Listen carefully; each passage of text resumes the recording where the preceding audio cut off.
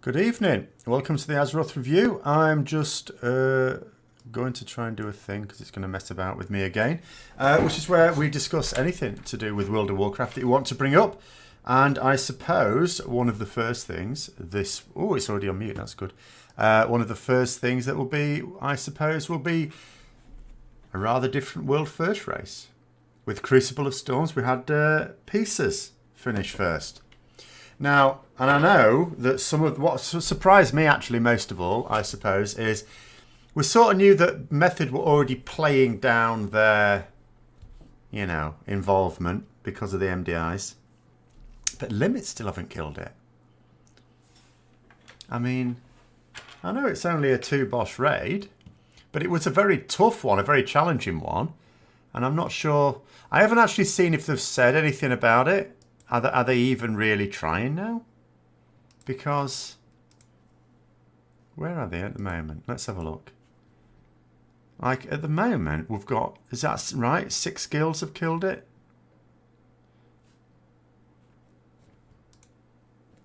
Morning, Stormsend. 6 guilds. At least. That's just showing on WoW progress. I'm not sure if that's fully up to date at the moment. But I just thought that was a little bit odd. And I don't know whether it's because, obviously, the demands placed on you when you're going for World First are too great for it to be worth their while now. And they've just given raiders some time off or what. But that was not the race we were expecting. It wasn't the race I was expecting anyway. So there you go. It is Pieces, which is another EU guild, so it doesn't even help that it wasn't like it was a different US guild even that did it. In fact, there isn't a US guild that's killed it yet. A number of Asian guilds, quite a lot of Asian guilds.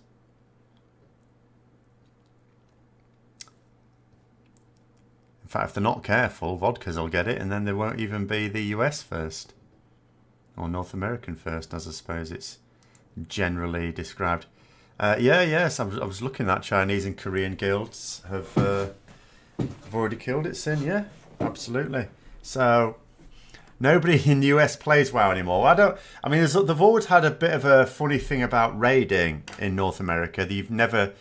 It's generally not been fertile ground for the super serious raid guilds for whatever reason, and for many years, people kept coming up with all sorts of mad reasons why, and then I think it was only relatively recently ago, like a couple of years ago, someone suggested more to do with in the United States at least, although this doesn't excuse Canada and Australia, but certainly Canada, the fact that in America you don't really get paid holiday or vacation, as you'd call it, or at least not statutory. Individual employers might.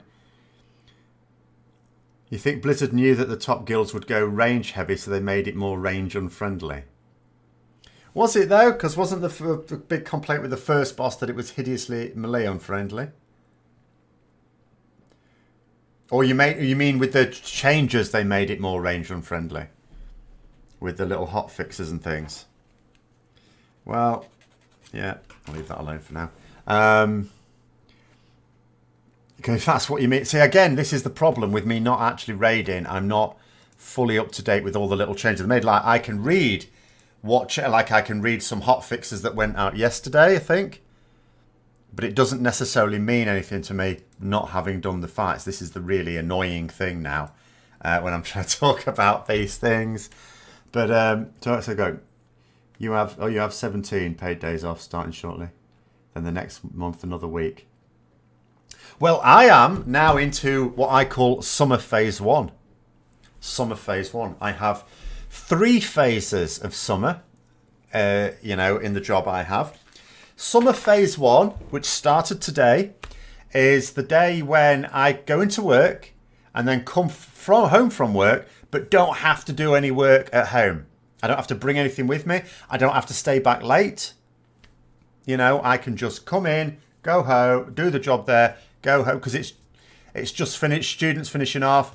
I got the nod today that all the external verification was all fine. Couple of admin bits to do for next year, and that's fine. So yeah, I'm on summer phase 1. Summer phase 2 is when all the students have actually left, and I'm just doing planning for next year and marketing, things like that. I actually don't really like summer phase 2, but you know, it's summer phase 2. It's getting close to summer phase 3, which is when I get 6 weeks off and I can like behave as if I'm full-time, whatever, gamer. Hi Zalana. So you've lately returned to the game casually. You've got to say you enjoy yourself more than you thought you would. Well, I wish I had your zeal for it, I'm afraid, because when I stopped raiding, I thought to myself, do you know what? The game's much better for casual players now. It's much better. I think it is, but it just wasn't. Like when you compare it to say ESO, which I'm playing. Oh dear God, which I'm playing a little bit more of. ESO is just more fun. In fact, to be honest with you, I can log into ESO and just look at my character in the world. It's just so much nicer because that's, you know, I prefer that art style, I have to say. Hi Alan. Small correctional comment I made about Templars in last week. Go on then. What did I say? They do in fact have a bubble. It's called Sun Shield. It's not a bubble. Yeah, that's an absorb shield. A bubble specifically is invulnerability. When we talk about a paladin bubble, we mean invulnerability. Not I can absorb a certain amount of damage. I am completely impervious to your attacks. That's what a bubble is. Going by method only, 5 guilds cleared, 2 EU and 3 agent, really? Because let's have a look. What does it say on WoW Progress? We've got pieces, method, and then multiple, I'm afraid, Chinese characters that I can't read, and then AFKR Korean guild. So according to WoW Progress, at least there are 6 that have killed it. Asma Gold played ESO yesterday and did not hate it. Why? What's to hate about it? For a casual, it's a really good guild. I mean, I would get frustrated with it if I was playing at a very high level, but I'm not. So I think it's fantastic. You wonder if Classic will do well, and you hope it... Yeah, this thing, Alex, no, it's not going to affect retail philosophy. It's not, right?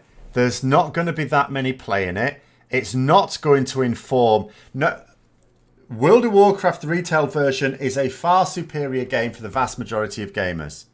There are some people who very genuinely preferred the system in vanilla WoW, not enough to have sustained it.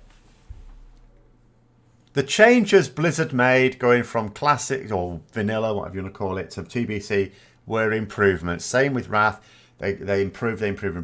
Occasionally, these improvements came at a cost, which was a shame. But for the vast majority of players, they're not gonna play vanilla.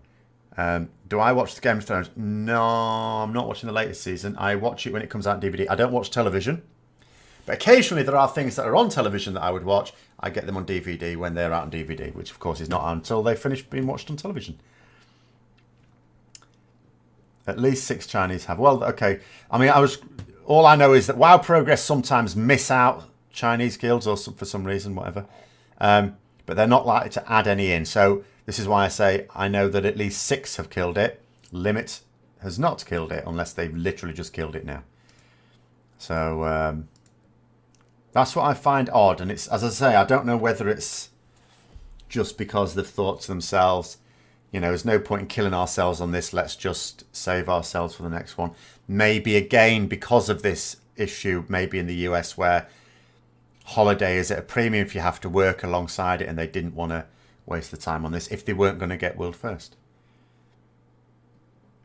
At best, you think Classic will reactivate long gone subscribers. Yeah, that I think is the reason for putting it on the subscription.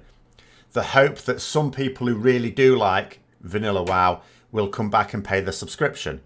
Because I didn't think the subscription was the way to go with it. I thought, you know, a better version would have just been to do like they do with Diablo 3 and just make people buy a one-off fee for it and then they've got the game and play it, whatever.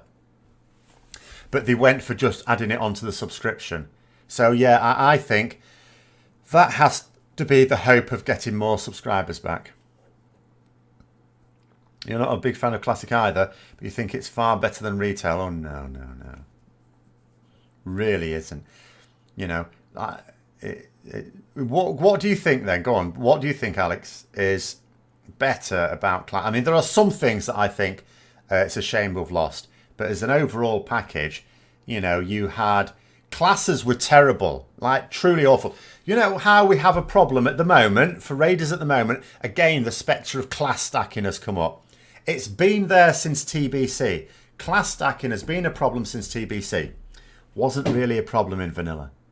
One boss, 4 horsemen, yes, there was an issue there.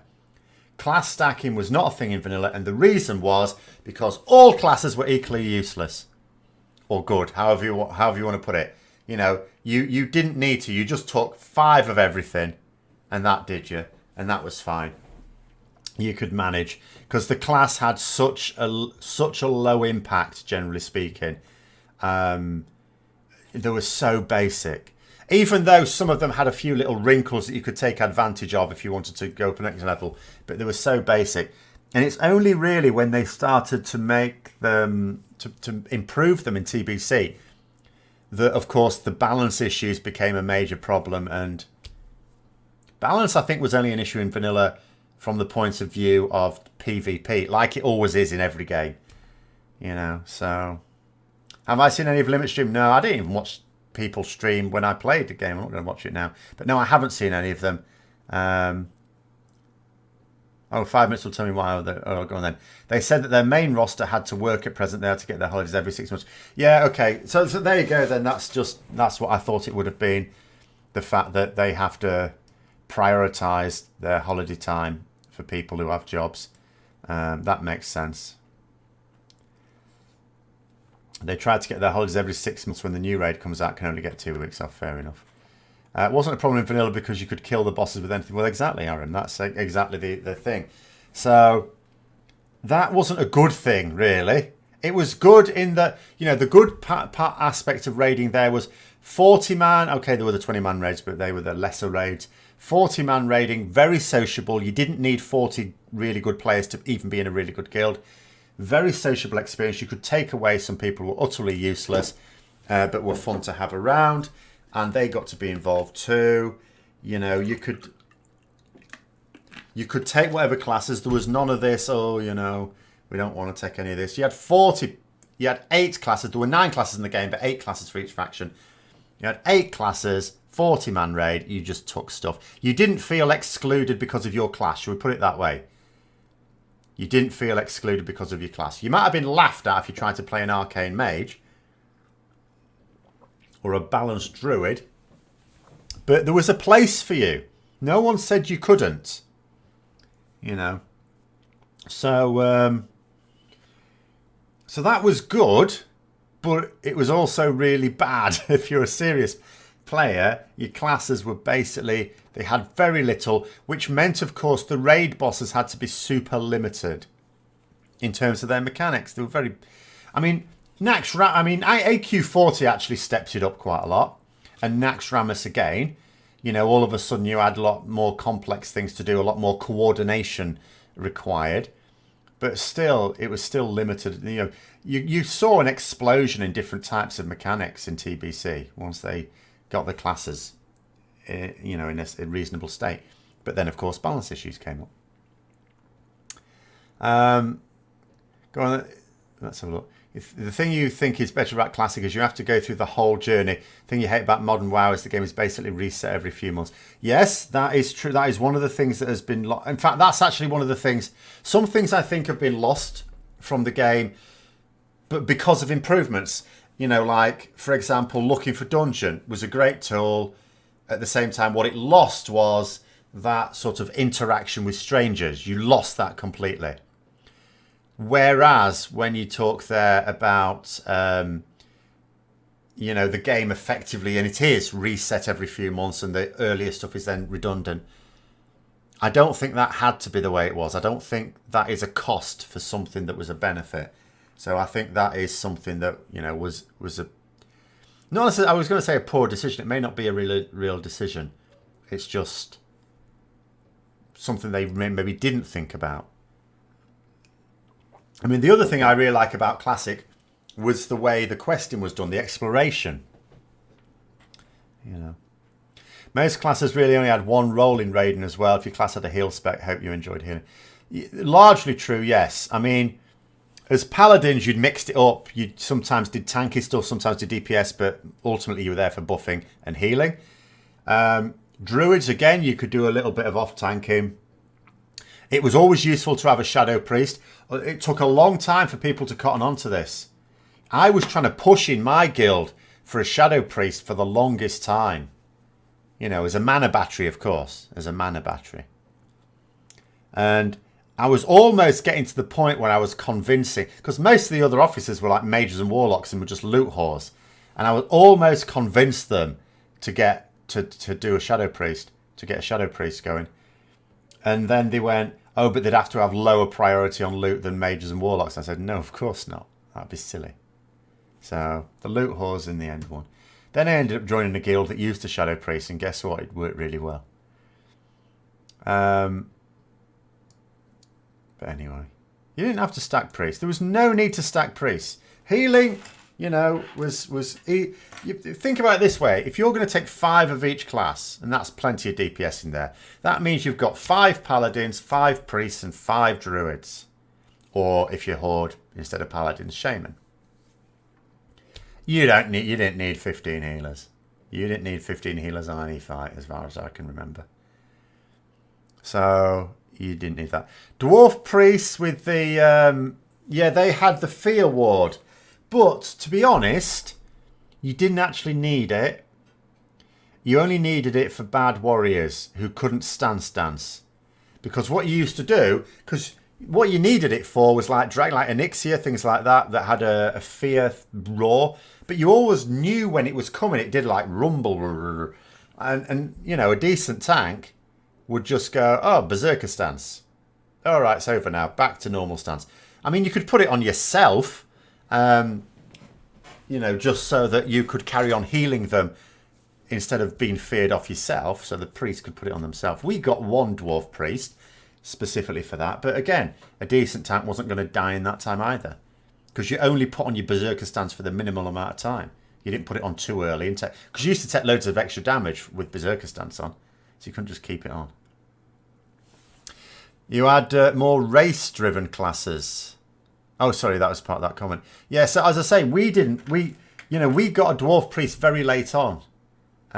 We didn't need, I mean, you know, we went through Onyxia, Molten Core, and Nefarian's Lair, Blackwing Lair, sorry. All without a dwarf priest. We weren't needed.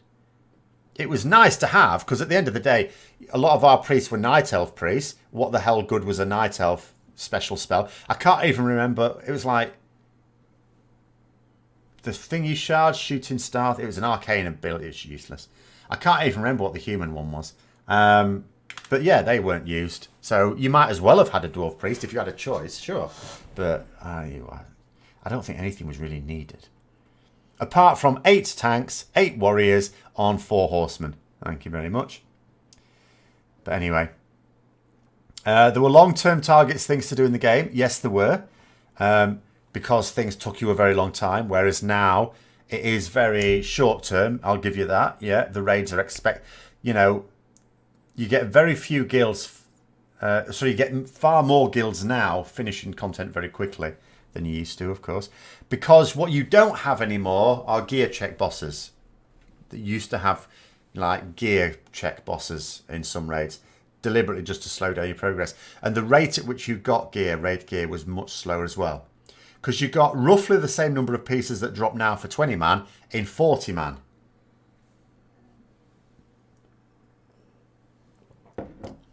Many reasons why vanilla was weird. But then again, you still enjoy private service more than retail. Well, some people do enjoy vanilla. That's what I mean. There are people who just genuinely prefer that style of game. You know, there's nothing about a game. You know, some people, it's like different extremes. Some people do not like a game once they've played it for a few months. It doesn't matter how that game changes. It's not new anymore. They want new. Some people don't. You know, I mean, this is how sports have survived. Tennis, cricket, football, rugby, whatever. You know, because people enjoy playing them their entire lives and watching them after they can't play anymore. So there are, you know, it's different strokes for different folks, isn't it? But an awful lot of gamers do not want a game to stand still.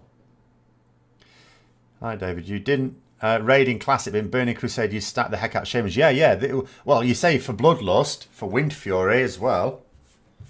Yes, Shaman stacking was a thing. There were, you know, in TBC, as I say, once they sorted out classes and gave classes interesting abilities, then class stacking became a thing.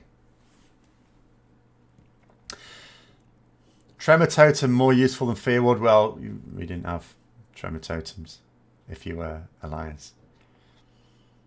But you didn't, as you say, you didn't need it either way. You know, Tremor Totem would be more useful because it stops everyone else getting feared, but at the end of the day, what really was there to worry about from a fear in vanilla?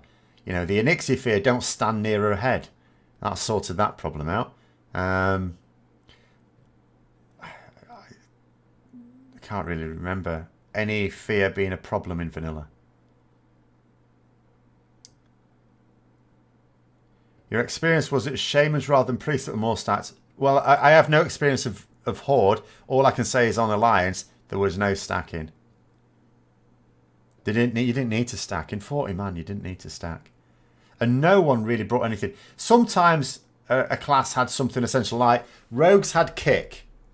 If you wanted something interrupting, all right, Warriors had Pummel still. I think, did they have Pummel then? Can't remember. But Rogues were your go-to interrupts, but hardly ever had to interrupt. They also had the unlock thing for the suppression room. Obviously, you needed that in Blackwing Lair. Generally speaking, though, classes didn't bring anything that you absolutely needed. You forget what was the other races were. You just remember you saying about the Dwarf Priest buff in another video. Yeah, I don't remember. I remember that Night Elf Priest had this like arcane damage thing, like stars falling or something like that. And I can't remember what the human one was. I really barely remember what the Night Elf one was. All I remember is they weren't actually useful to us. You didn't have smart loot in vanilla either. Running those oldest for transmog gear is super tedious. Oh no, you didn't. You didn't have any. You had master loot, but that was it. That was the fanciest type of loot you had. Have we talked about the RMT ban this evening? RMT ban? We haven't. So I now have to explain what that is. Another ban or the same ban? Multiple locks were useful for Gar. Well, not really. No. No. Because Gar had 8 little adds around him. If you just took 5 of every class, you had 5 warlocks. 5 warlocks would banish 5 of them. And then a hunter would do distracting shots to 3 of them to warrior tanks waiting. And you still had enough to have 2 warrior tanks on Gar himself. So no, you didn't need to stack warlocks either. You just took the requisite amount. And that was fine.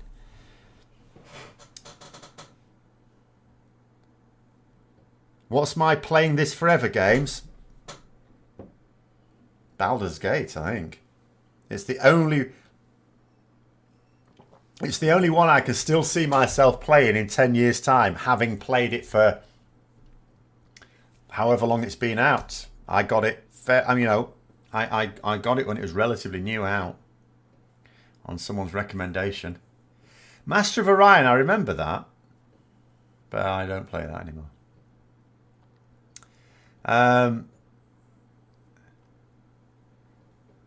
Wildcard gaming has been banned for 2 years, presumably selling Battle for Dazzle carries. Oh, real money. Well, I mean, what's to talk about? You're not allowed to do that. Everyone knows that. If you're going to do it, here's the really maddening thing for getting banned for something like that. How do you get banned for something like that? How? The evidence should not be in a place where Blizzard can see it. I know you've got to advertise a little bit, but you come to very private. So stupid. But you shouldn't do it. Everyone knows that's against the rules. Don't do it. So, again, Blizzard banning people for breaking the rules and committing bannable offences. Don't do it.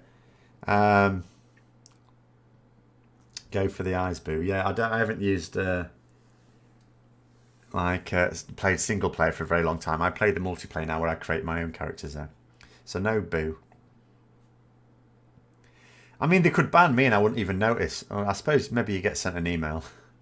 I don't know what they're going to ban me for, not playing the game. From what I know, it was leaked on his stream by guild members. Well, you know. So, I mean, I have no sympathy for that. If you want to make money out of World of Warcraft, do YouTube.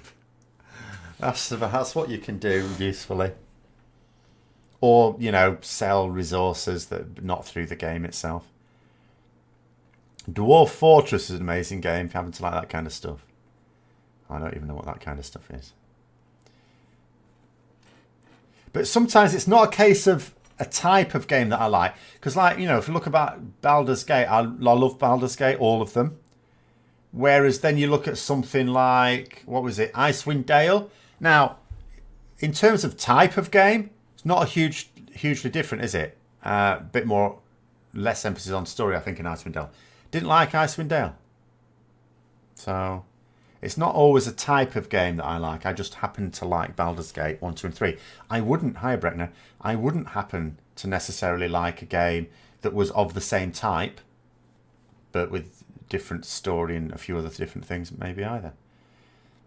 So,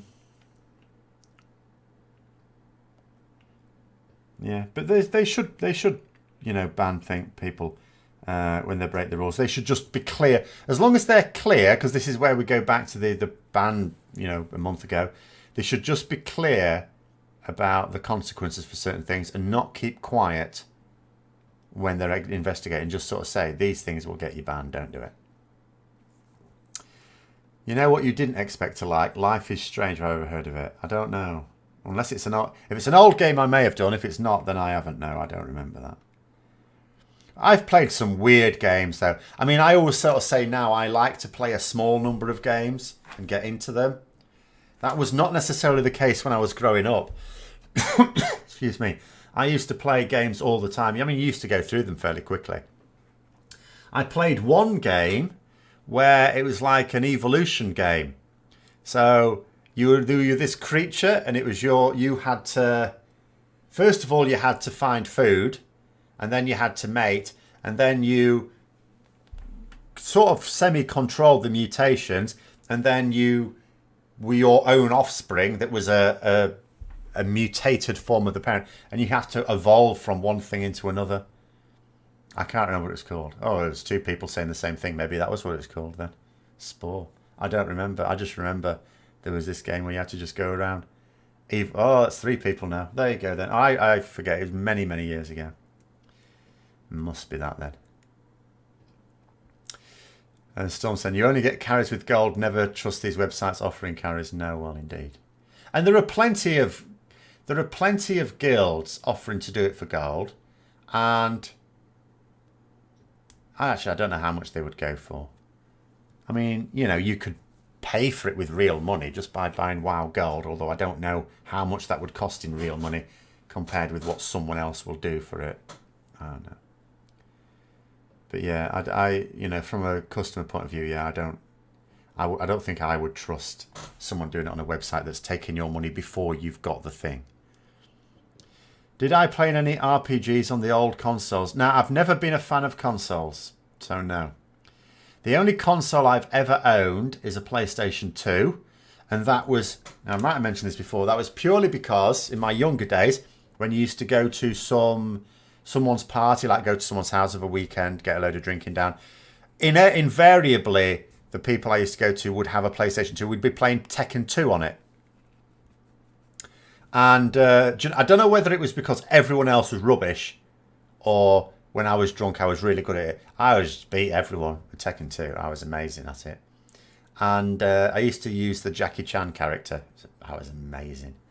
So what I thought is, I know I'll get a PlayStation 2 and I'll get Tekken 2, because I obviously like this game. But then playing it sober, I suddenly realised I don't like this. I don't like it. I could only play it drunk. Don't actually like playing consoles. So no, the answer to that is no. The only console I ever played on as a kid was the original, well, not original necessarily, but the basic Atari one from the early 80s. But I didn't even have one of those. A friend of mine had one. Do I still play WoW as a casual? If I'm honest, I haven't for a while. No. I'm not saying that I'm definitely not going to play this expansion now, but I'm not, you know, I thought I might play a bit and catch up a bit at Easter, and I didn't.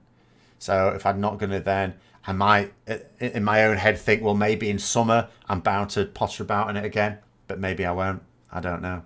I don't see any reason for playing it at the moment. The only thing I'm interested in at the moment now is the story, and I can find out about the story without playing it. I don't think I even gain a lot by playing it.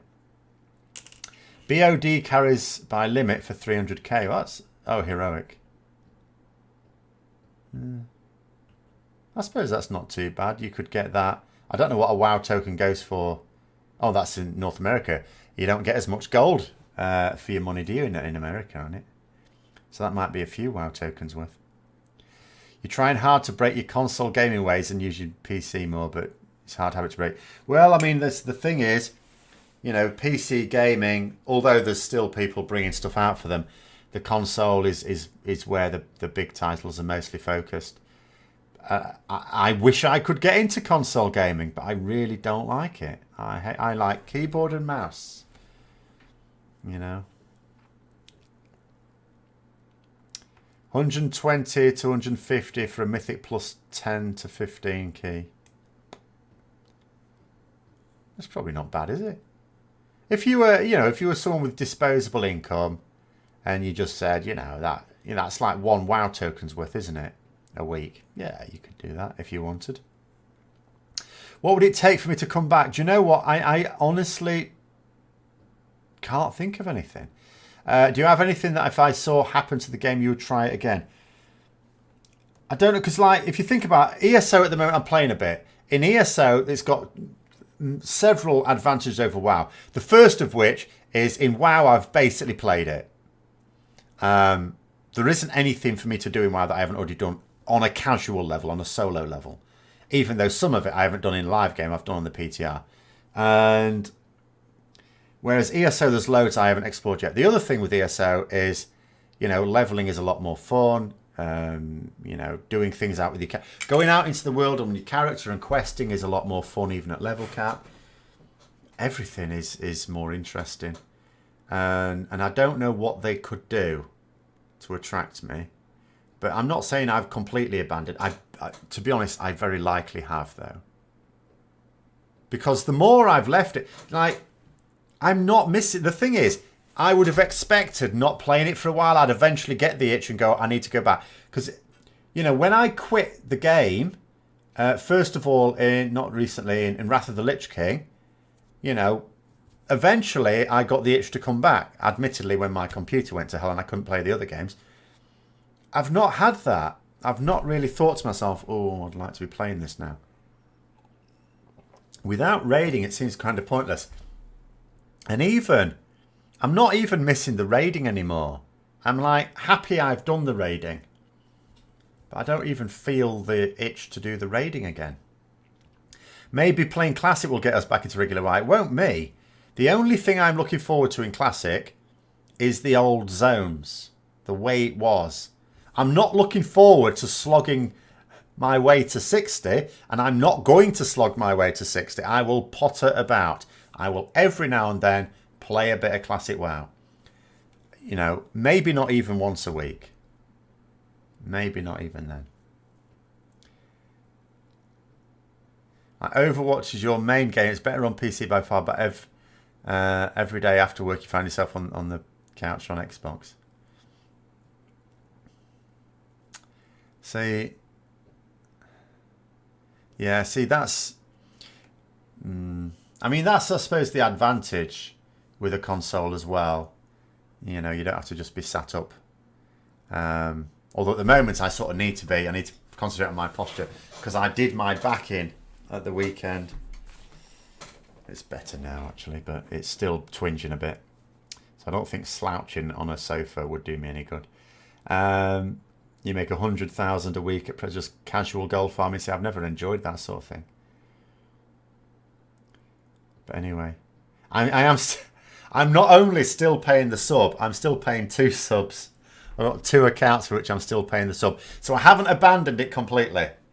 You know, that link is still there. I know I can go in any time I want. Obviously, yeah, at the point at which I do completely abandon it, obviously I would stop the subscription. I haven't done that yet, so I'm not ruling it out. But anyway, you still raid, you're okay with it, but if it wasn't for messing around with the guys, you don't think you'd still be doing it.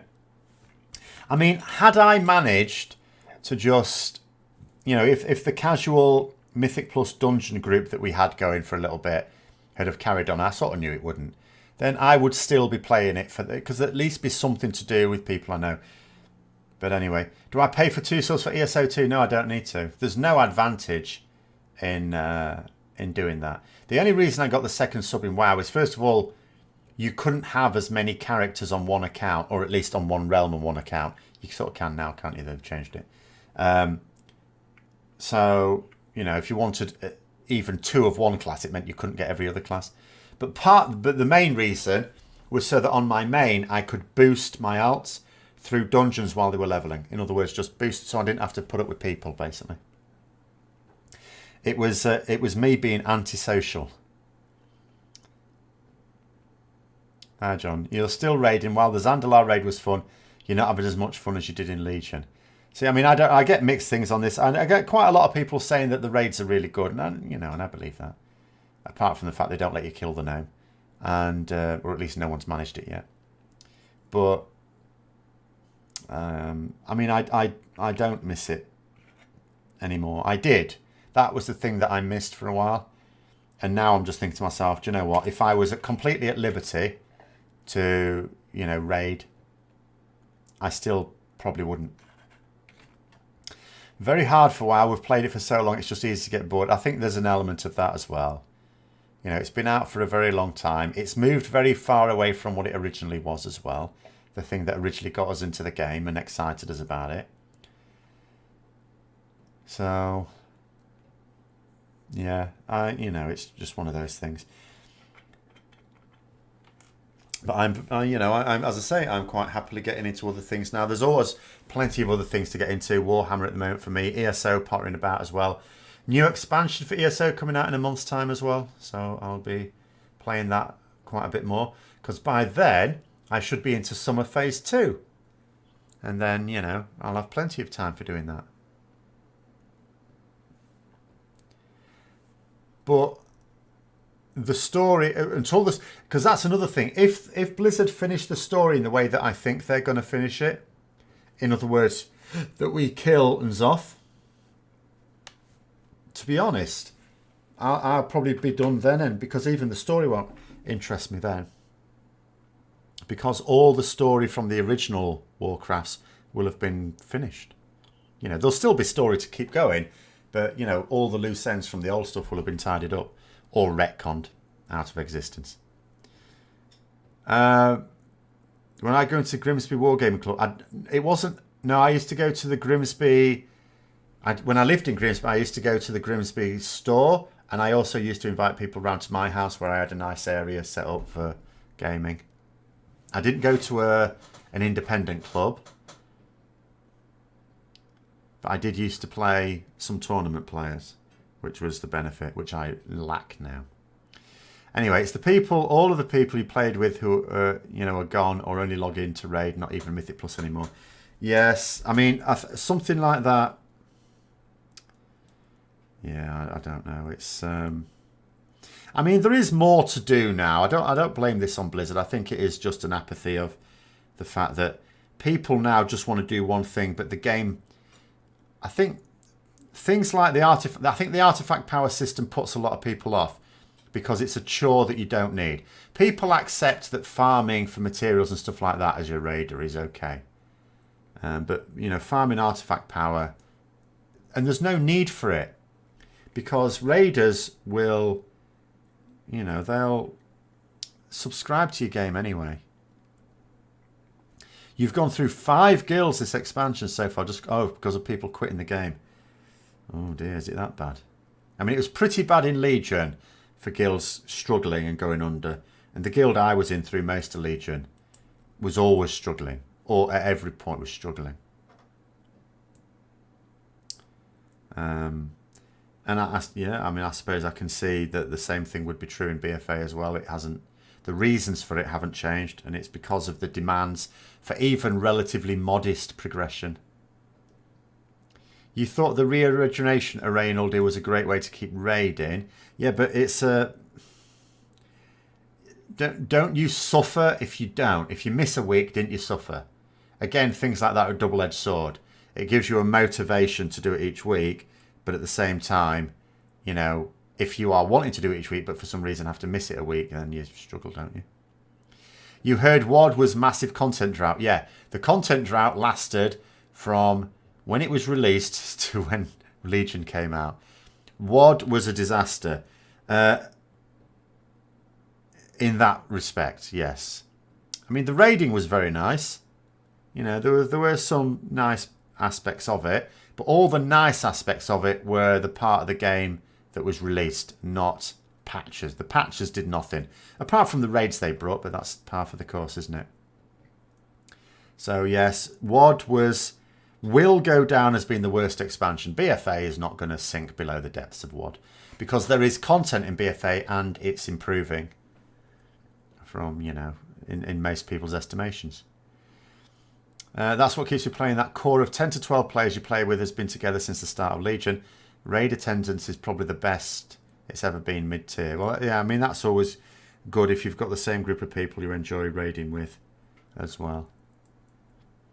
Can't wait for them to fuse servers again. The one you're stuck on is less than 3k active players, both factions.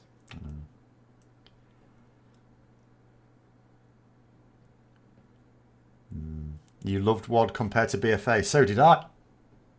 Because all I want out of the game is a storyline. All right, I wasn't actually impressed with the WoD storyline, but I want a storyline and I want some raiding, and WoD gave me that.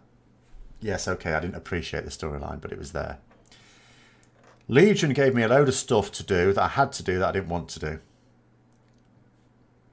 It also had a lot of other stuff in it that was good, but the fact that it made me do things I didn't want to do, I didn't like that. At the end of the day, when a game does that to you, when you're playing the game for fun, you know, not that I thought about quitting then, because I just enjoyed the raiding too much. The artifact grind is nothing really, though. All you've done is Mythic, weekly Mythic Plus and raids for like 2 months, your neck level 48. Yeah, but to begin with, there was quite a lot of farming to be done. And you say it's not really that much.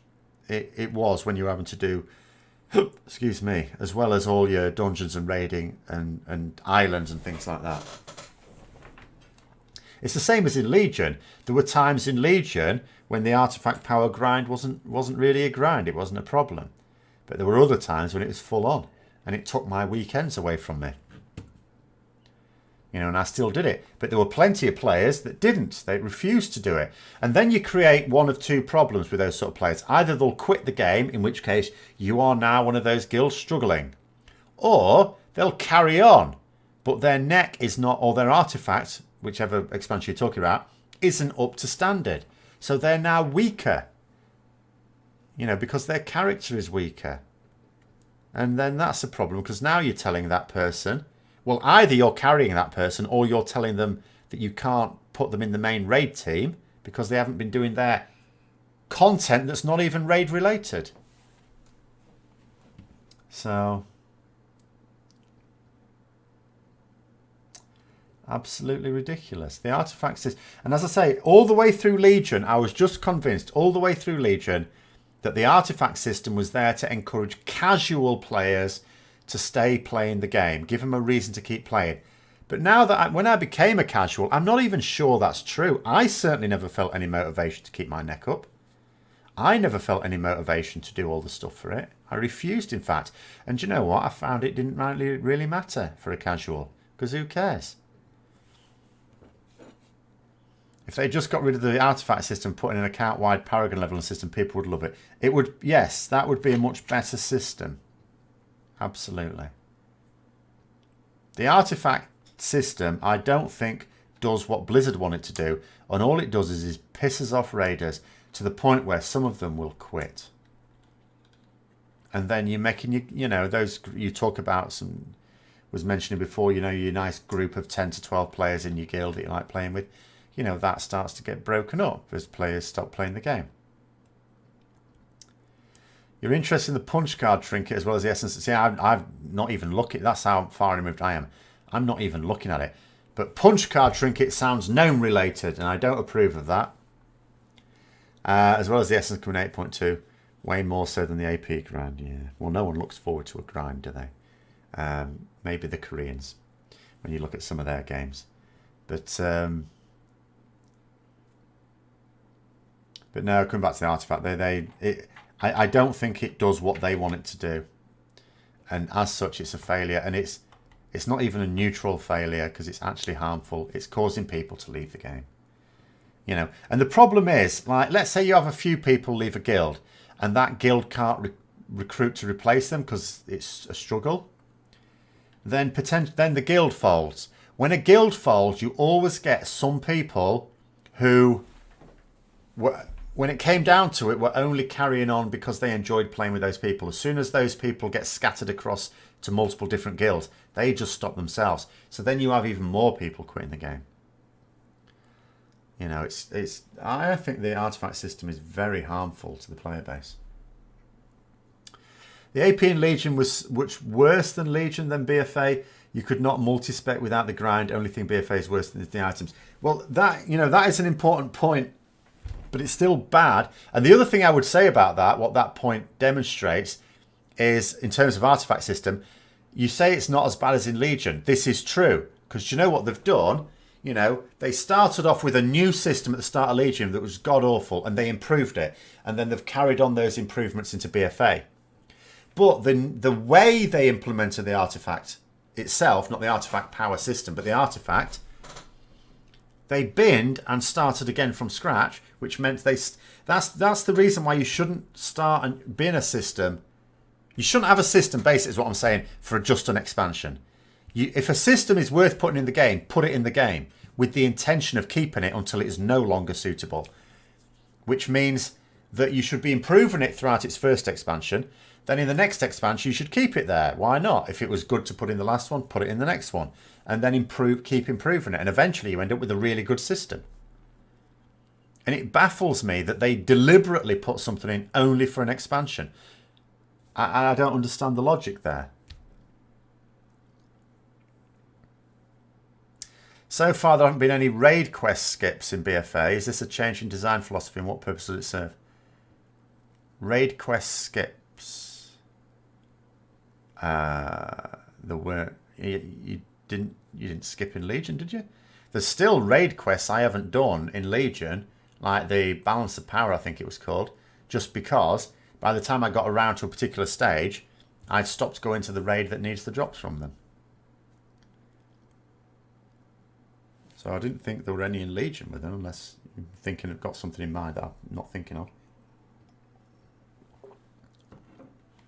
I don't think there should be raid quest skips. There's no need for it when you've got LFR.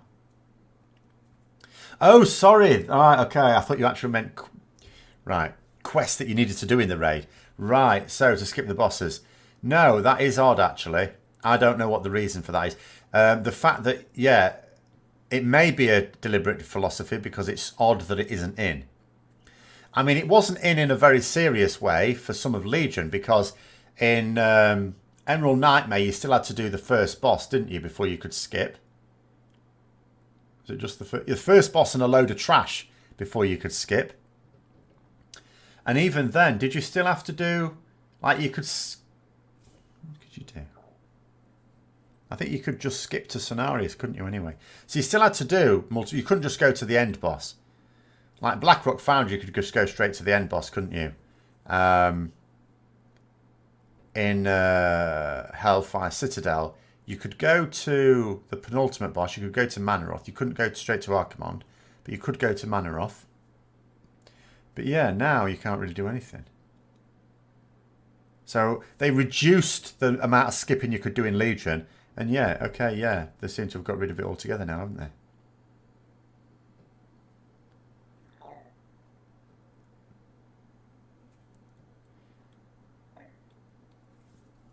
Blizzard changed it so the last boss doesn't drop better loot anymore and much harder. Yeah, but it still drops a mount if people just want to go there to get the mount.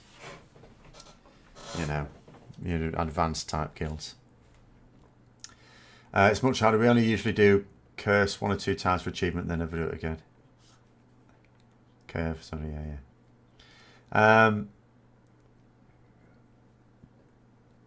Oh, that's a bit of a shame, that. I mean, with well, that's another system that for your group then isn't working. Titan Forging, which is supposed to keep you wanting to do it week after week after week. That's obviously not working for you. You would take a Mount title over a slightly higher item level loot drop, of course, yeah. Mount's titles are forever, as you say, Michael, exactly. That's the thing. You know, cosmetic rewards are there for as long as the game lasts.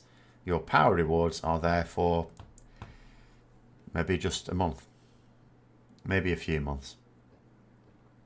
You also don't get raid quest with the mission table, so it cuts down people even doing more LFR, no free seals. Yes, that is also true. They have reduced the need for the tables, the mission tables now in BFA.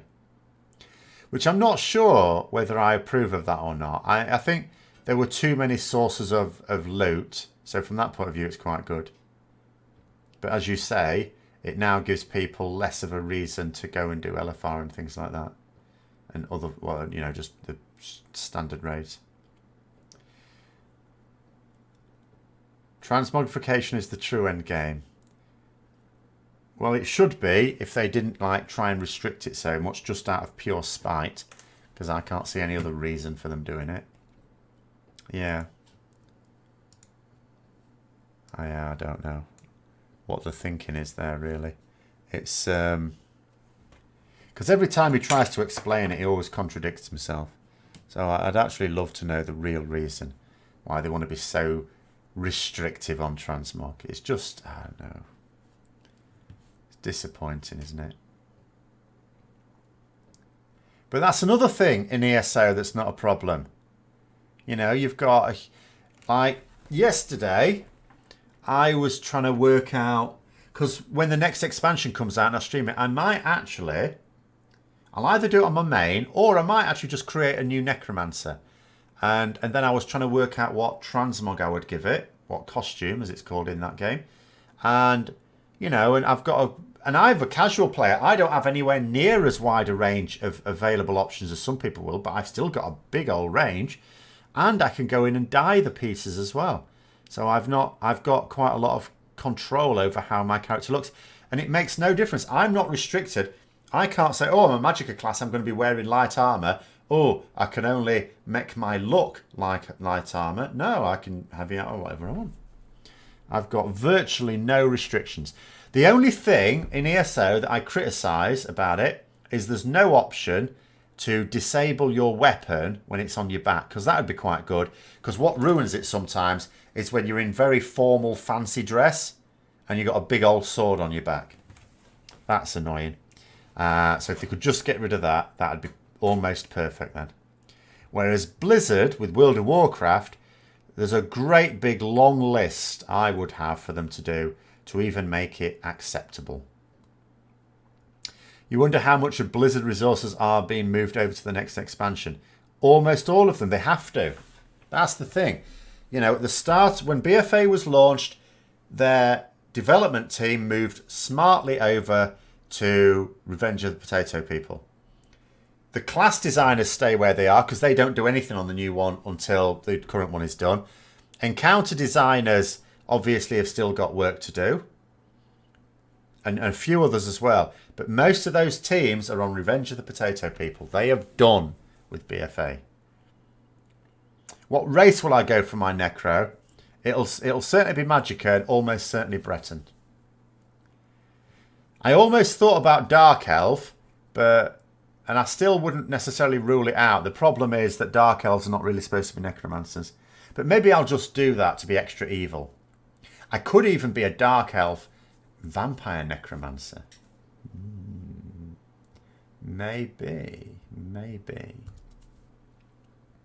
Anyway, they seem to have put a large amount of effort into 8.2. Yes, I think they have. Whether it was always intended that was a big patch, or whether they've pulled, because I was wondering this right from the start of BFA.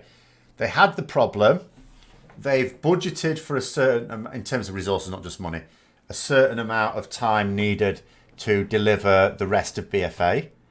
And then they ran into things that they were going to need to do that were unexpected. That means either you have to chop things from what you wanted to do in BFA, or you have to chop things from the next expansion. Now, I don't know which one they've done. I know that you could suspect that they've pulled people from Revenge of the Potato People to stop BFA going down the tubes, in which case we'll then suffer for it in the next expansion, but I don't know. Am I going to be playing the WoW Pet Battle mobile game that Blizzard is working on? Okay, so there are two words in that sentence that should really tell you the answer to that. You know, there's pet, which I don't really do, and there's mobile, which I don't do at all. So I think the answer to that one is a double no. What are the potato people seeking vengeance for? They've just got a chip on their shoulder.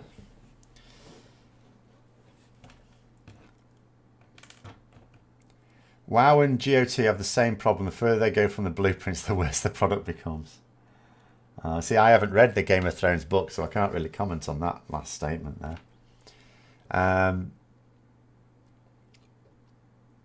What have I got? What have who got?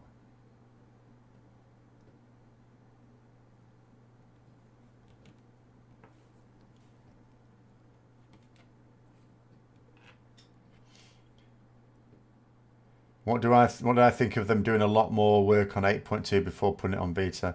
Should they do more in making sure the beta is more ready for public testing? No. I mean, in terms of content, maybe, maybe not. Generally speaking, I think the more testing something has, the better. But that is based on the assumption that they listen to the feedback. Whereas, you know, they haven't done for a few years. That's a bit of a problem. Don't mention Game of Thrones, you'll make me angry. Oh dear. I've heard a few people not impressed with the latest season, but I have not seen any of it. I am waiting until it's over and they bring it out on DVD, then I shall watch it. I shall ignore all references to it because either I don't know about it or I'm not desperately trying to avoid spoilers, but at the same time, I haven't seen it yet, and I do intend to see it. So I'm certainly avoiding any videos on Game of Thrones. What we got there? Never mind, doesn't matter. I mean, I know that there was some twist related to Arya recently. I don't know what it is. I'm keeping away from it. But I watched the first 7 series only very recently after having experienced spoilers for years because I didn't care, because I didn't intend to watch it. And then eventually, as I say, someone gave me a reasonable prospect for watching it. Do myself a favour and just imagine how it ends.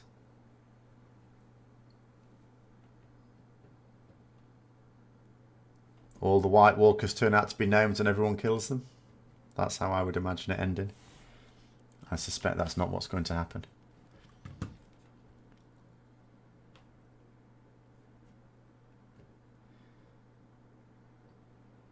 I mean, in the last series, they turned a gnome into a White Walker, didn't they? Or was it a baby? One of the two.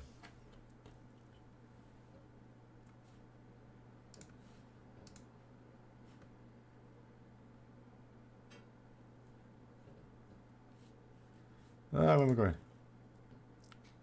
Have I seen Avengers Endgame? No, not watching it at the cinema. In fact, do you know what? Hold on. Where are they? Oh, I'll put them somewhere.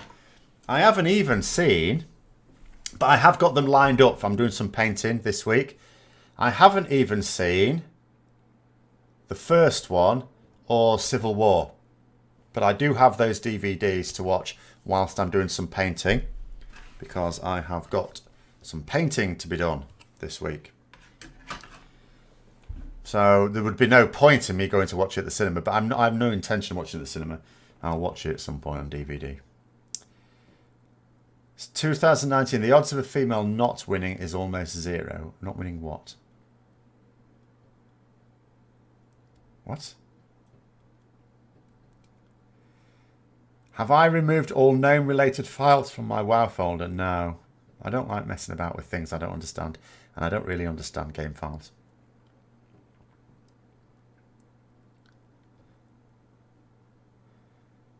I should watch Avengers Endgame cinema. No, I'm not going to. I'm not that bothered by them. I can watch the Marvel films. I'm not that keen, if I'm honest. I actually prefer. I mean, I don't know what it is. I always preferred the DC characters and DC comics to the Marvel ones anyway. Growing up, I got DC ones. But even the films, even though some of them, I can understand people saying, well, they're not as planned out as the Marvel ones, clearly, but I've still enjoyed the DC ones more. I've only just watched Aquaman recently as well. I quite like that too. Just don't compute. How can you be as intelligent as you seem and be a socialist? What about socialism? Is benefit for everyone. But anyway, that's politics. I'll be discussing politics on Saturday to some people.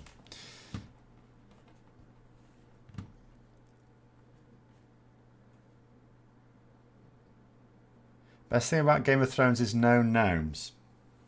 Yes, this is true. Well, no gnomes as yet. Hasn't finished yet. So it might be.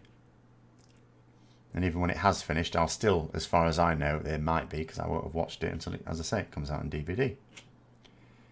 Aquaman actor made his name in Game of Thrones. Yes, he was the Dothraki Car. What was he called? Can't remember what he's called now, his character. In the first season. Yes. Last week I asked, what were the best feature of each expansion? What would you say has been the worst feature of each expansion? Not including the normal grind for AP or rep. The worst feature, alright then, worst feature of each expansion. Vanilla gnomes. Because they didn't have to be in there. They put them in. They didn't have to be in. TBC. And I'm not because I think it was all brilliant. It wasn't. I mean, I was a Rep Paladin player, so I would immediately say the worst feature was the fact that they gave Paladins a faction-based spell. And as a Rep Paladin, the Horde got the good one. So that was annoying to me. Oh, Carl Drogo. Don't mind Knolls. Knolls beat up gnomes. I'm fine with that. Wrath of the Lich King. The worst thing about it was right at the start, because I quit the game. It was like there was nothing for a serious player at the start of Wrath of the Lich King. Nothing at all. And I thought that was going to be the future pattern for raiding. I thought the game had gone fully casual. I thought, what's the point in this? You're just doing achievements. The bosses are falling over, even on the most difficult level, in a day. Why? And so that was the worst feature of that, the fact that they allowed me to think that. And then I missed out on Ulduar and Icecrown Citadel. Cataclysm, I mean, I can't really say because I didn't play it until the end, after which, I'd missed most of it, so I probably shouldn't say anything on that one. Mop. Worst feature of Mop. I did like Mop. I liked Mop a lot. But the insistence on having to do a stupid number of dailies when the game first came out. The rep grind at the start was unreasonable. Shouldn't have had to do that. So that was a really bad feature of Mop. The rest of it I thought was very good. WoD. Worst feature of WoD. I mean, I suppose the fact that they didn't put a lot into it. It didn't really affect me though, because the raiding was there. They took away more of my utility, I suppose, would be one thing to moan about. And then in Legion, they took the rest of it away. Worst thing about Legion, artifact power. Worst thing about BFA, the same people who brought us artifact power are still there. There you go. you'd say the flying was the worst feature in TBC. I don't think it was the worst feature in TBC. The fact that they continued it was pretty bad feature. And they could have just not put it in at all, indeed. And that would still have been better than what we've got now, I think, yeah. Asmongold started playing ESO and called, and me being smart, you made a character with the same name on the EE server. Got a few friend requests, but no gifts. Ah. Seal of Blood was way better than Seal of Command. Well, they had Seal of Command as well. They used to Seal Twist. That would have been one thing I wouldn't have enjoyed. I mean, you could still, technically, I suppose. I don't think there was any real point in Seal Twist and Alliance. And I used to, when World of Logs came out, I used to rank pretty highly on that. So I don't think, you know, I think I'd sort of QED. You didn't really need to as Alliance. But Seal of Blood was really nice. We got, as Alliance, Seal of Vengeance, which was useful for protection paladins. It was a good tanking seal. Useless for DPS. Utterly useless. And then later on it became the DPS seal. Really weird. Confused the hell out of me when I came back to the game. Provided mana through spiritual attunement. Yeah, exactly. Because this was the thing. Spiritual attunement was very underused. I mean, you know, the reason why the guild I was in because I left the guild that I finished, that was top of the server in vanilla, and I joined another one, which was second on server, and it became top of server after Karazhan. And I like to think it was partly my brainwave as well, because what we did to get Nightbane, because that was very intense, to just take a couple of healers, very intense to heal that through. But what I did is said to the other paladin, don't heal yourself, I'll heal you, you heal me. That way we get the mana back from spiritual attunement. It was brilliant.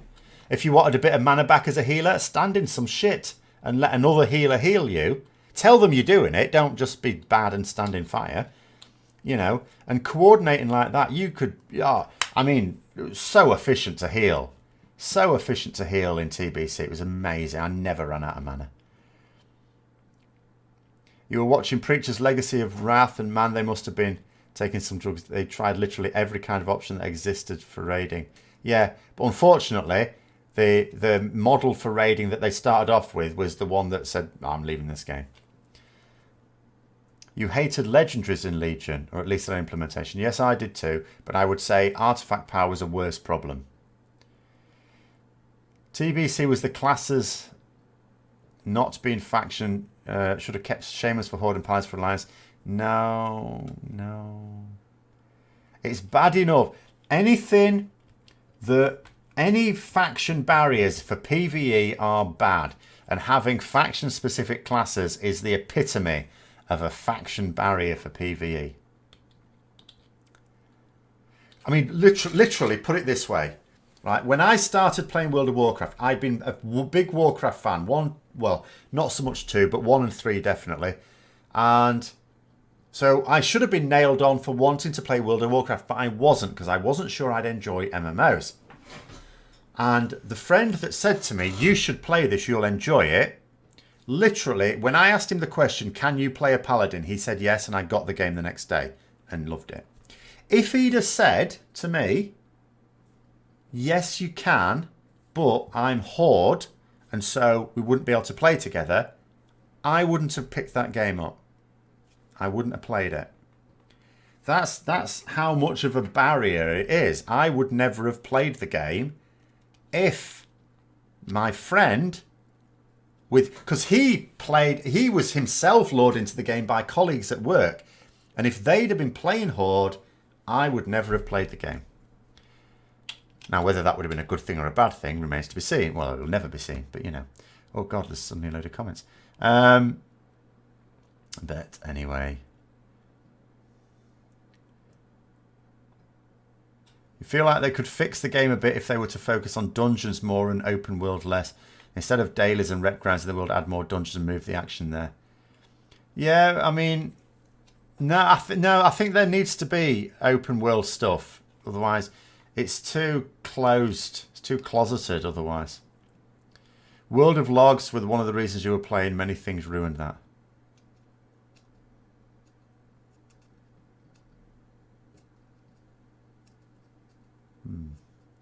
with patches, add more dungeons rather than new rep grounds. Oh, I'd sooner have new dungeons than new rep grounds, but at the same time, they need to add things to the world. It's just that going to a place and doing a few world quests is not my idea of fun.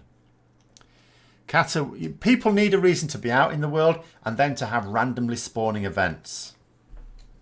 But it can't just be the randomly spawning events. No one's going to go around the world just hoping to come across one.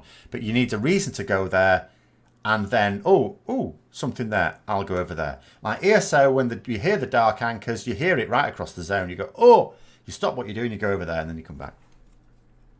What about Arthas? What are we doing? What have I missed? Have I missed a comment? If I say Garrosh is so bad in that regard, in what regard? What? Who said Garrosh is bad? Garrosh was an idiot. That's how bad he was. Arthas was not an idiot. Anyway, Kata was classes and races reworked. They're always reworking them, though. They just threw out their whole lore. Night Elf being mages. Gnome priests. Tauren paladins. Don't forget them. Mop was finding out who the last boss was going to be before the expansion. No, I loved Mop. I thought Mop was great. Hi, Dave. Did I have fun at the tournament? I did, apart from the competitive part of me, which didn't because I got my head kicked in. But I did enjoy myself, yes. I don't enjoy the sword back later, but still. Anyway. Stop coming back to politics. Venezuela is not a socialism. It tries to be, it fails. Because it has corruption. What was the story? They did a great build-up for the expansion with the leaders, but they felt weak. See, for me, no, I don't like, time travel is bad enough. Time travel and alternate universes, no. It's just bad. Because all gear on ESO is relevant. There is that too, yeah. You do a random event, you get a piece of gear that may well be something you want. Any thoughts on where the next expansion is going to take the story? Do people not listen? The potato people, right, are coming back for revenge. That's why it's called Revenge of the Potato People, really. I mean, the time travel in WoW, when they did it with the Caverns of Time, that was okay. That was fine. That was actually quite interesting at times, in fact. Some of them not so much. I didn't enjoy the Strathern one, I have to say. Even though, it was potentially interesting to people who were not... It was a good way of introducing you to part of the story.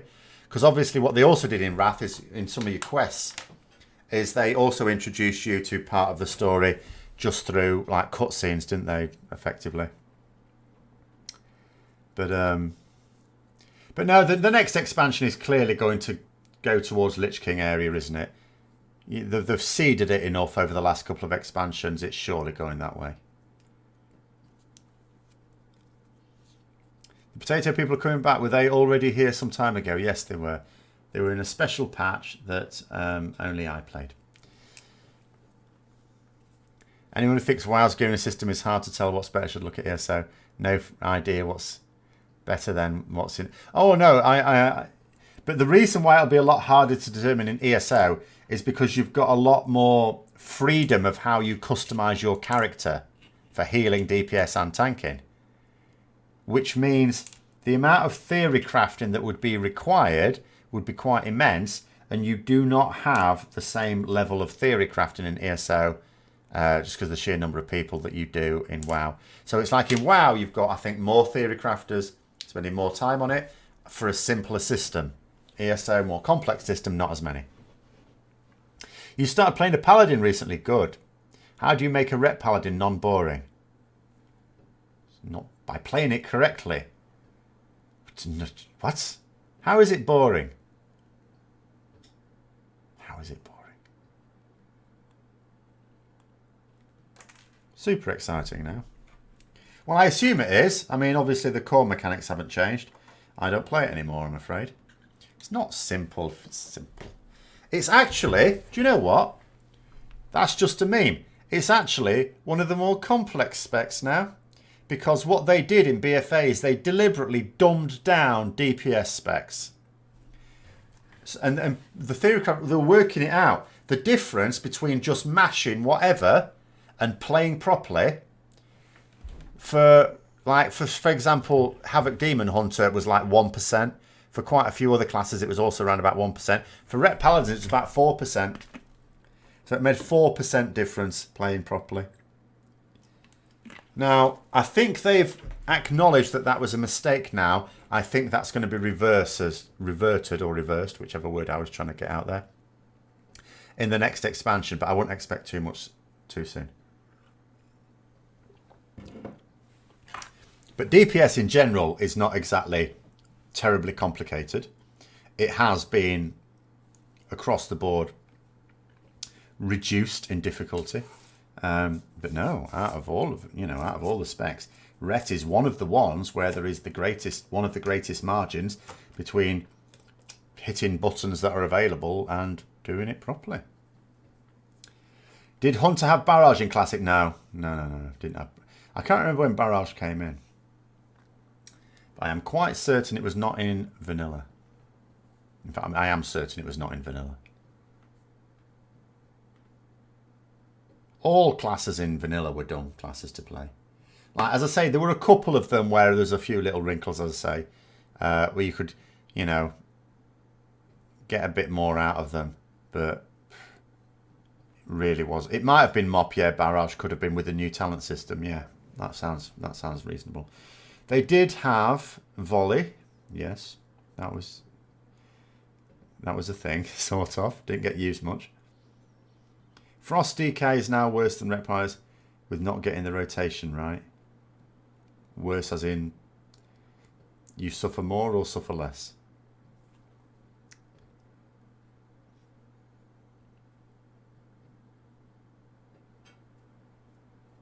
Oh, someone else saying Cataclysm. But anyway, they certainly didn't have it in Vanilla. I know that. I mean, I knew quite a lot about all the classes during Vanilla, because there wasn't much to know, and it helps being a raid leader as well. Frost only does DPS every 3 minutes. Oh. They should remake Wrath with all Vanilla and BC raids leading up to it with an item level 60 only. What, with full attunements, you can't get into one raid until you've done something in another? You suffer more in terms of lost DPS. I don't even know anymore. It was certainly not the case before. But I couldn't say now. Obviously, they'll have tuned a few things since. Because, I mean, that's something they could do, I suppose, if you want to bring back a more sort of vanilla style game for, like they're doing with the classic WoW. Just make sure you've got full attunements in there. Because Vanilla and TBC both had attunements in them, didn't they? I mean, you didn't have to do much for them. Molten Core and Blackwing Lair, it was only to get into them quickly, and you only had to do something in a dungeon for them. Wrath did have the skill trees, yes. It was Mop where they introduced the new talent trees. Although technically that came in Wrath, because it was in the pre-expansion patch, but it was for... Hang on a minute. Hold on. Or was it for Cataclysm? No, Cataclysm had the skill lines, didn't it? No, I don't mean that. I do mean Cataclysm. Yeah, end of Cataclysm, sorry. Yeah, Cataclysm had the skill line still. It was in Mop. Yeah, Mop was the new talent system. Anyway, stuff.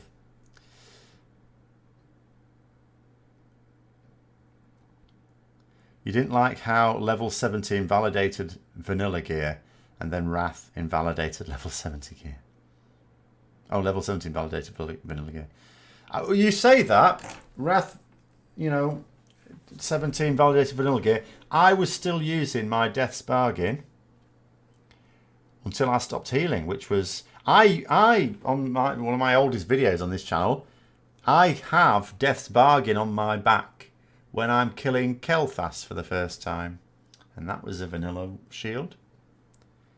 I liked that shield. I had that.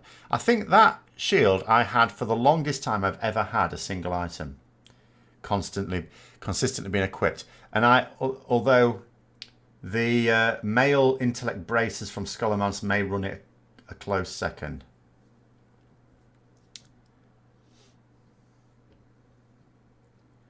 You think that what would class it be like if the classes were actually finished so they could be used for more than one role? More like TBC. It would have been more like TBC, where you may have had class stacking. Because it would have been easy to class stack as well. I'll tell you what, you know, people might imagine that when you had to have 40-man raiding and therefore much larger rosters, that it was a lot harder to recruit. It wasn't. It was not hard to recruit when you had 40-man raiding at all. You could get what you want. The trick was trying to get people who were actually decent at the game. You know, to my shame, I once spent 2 hours poaching a gnome from another guild just because they were actually quite good. To my everlasting shame. But yeah, because that's what you used to do. You know, you didn't have logs or anything like that in vanilla. So what I used to do is I used to go and do dungeons, and because it was all contained within the realm. And if you saw someone who was pretty good and they were in a guild in lower progress than you, you used to nab them. It's so easy to recruit. And then all of a sudden it went down to 25 man. It then became much more difficult. Obviously, at the time I was on, it was still relatively close. You could transfer servers. You could pay to transfer servers in TBC. But it was still, a lot of people didn't. And when you did, you were stuck for 3 months as well. You couldn't like change again for 3 months. How many of my 40-man team were dead wood? Oh, at least half. I would say consistently 20 to 25 of them were complete dead wood. Absolutely. Had its advantages though, because it means you could have nice but rubbish people in your guild who were nice from a, you know, could have a bit of banter on TeamSpeak. You'd say in your 40-man raids 10 to 15 people were mostly dead weight, or you did better than our guild. That's all I can say. Except I have to say, when I left the guild I was mostly in and joined another guild, that guild I would say was only carrying about 5 to 10 people. I would say at least 30 on any given night were actually good. So yeah.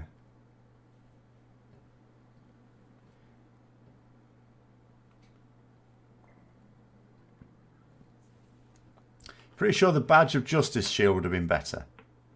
Okay. I didn't give it up until... I don't think it was. I don't remember.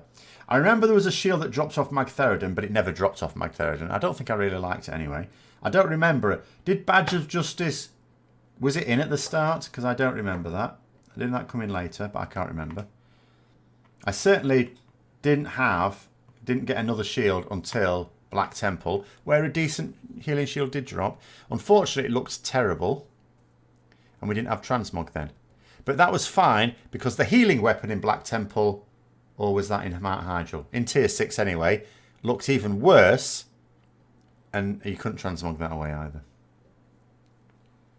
But I think class stacking BFA is a problem. We've seen videos of Blackwing Lair with guilds taking like 30 warriors. Why? You don't need to take... Oh my god.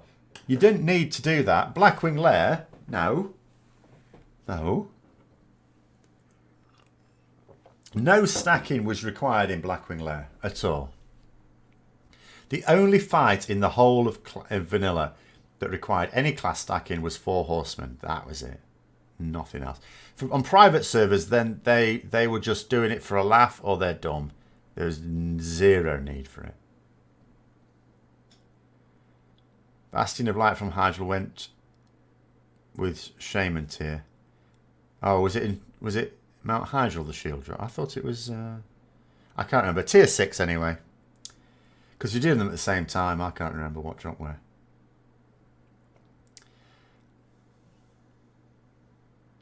They added more items at some point. Yeah, I don't think shields... Because if they were, I would have got one. I wasn't like attached to it because it looked great.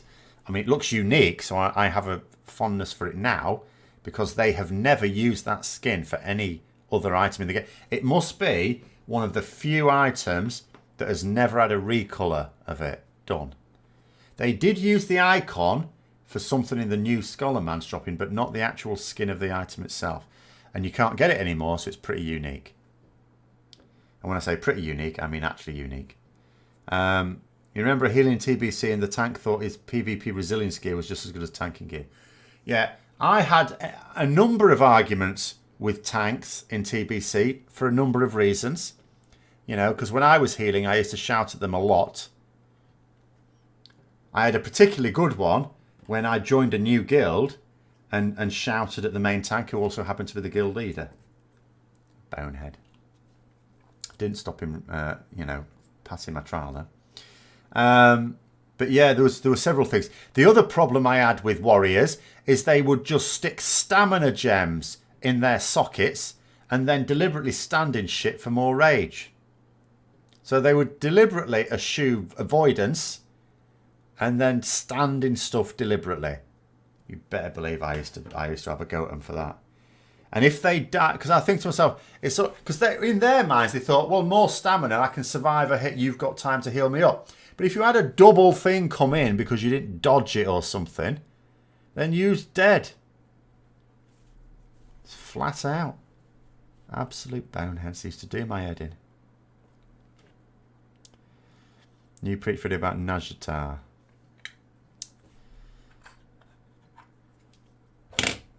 Anyway, I think with the 40-man raids, the guilds were better run and more friendly. When it dropped to 10-25 men, you had all these guild style. Well, I don't know about that, but I think it was more friendly when it was 40-man. It was definitely more friendly. Because you could, not only could you carry people, you could carry a lot of people. You just wanted to, the only people you wanted to actively avoid, you needed a certain number of good people though. What you wanted to avoid were the people who were actually deliberately bad. Like I caught when I went to Nottingham for Warhammer World this weekend. So I caught up with a friend of mine who works there and we were talking about vanilla and he was talking about, because he has some understanding of what people are doing on private servers because he's played on a few private servers, which I haven't. And he was saying there was people doing like Molten Core really easily in like blues and stuff with like 15, 20 people. And he was pointing out the fact that certain bosses like Baron Geddon are actually easier with fewer people, because the problem with a boss like Baron Geddon is every now and then you got the bomb and you had to get away from everyone else, otherwise you blow everyone else up.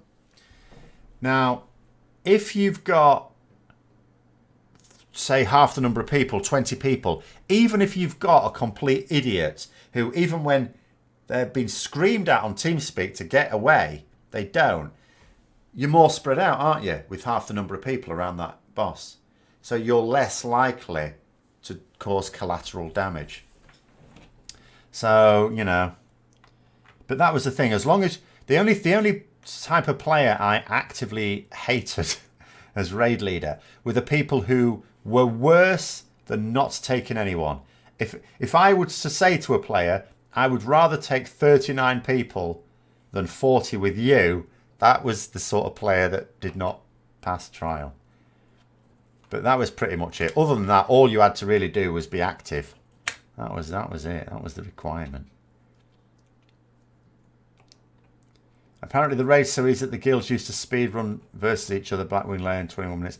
Like Molten Core and Blackwing Lair had they weren't, you know, they had a few little things to them, but they weren't terribly difficult. AQ40 and Naxxramas, different matter. They were much more difficult. If there were as a fight between higher ups, the guild would break and they'd try and steal members. Well, I mean, certainly when it went from 40 man to 25 man, yes, obviously a lot of people had to be shed.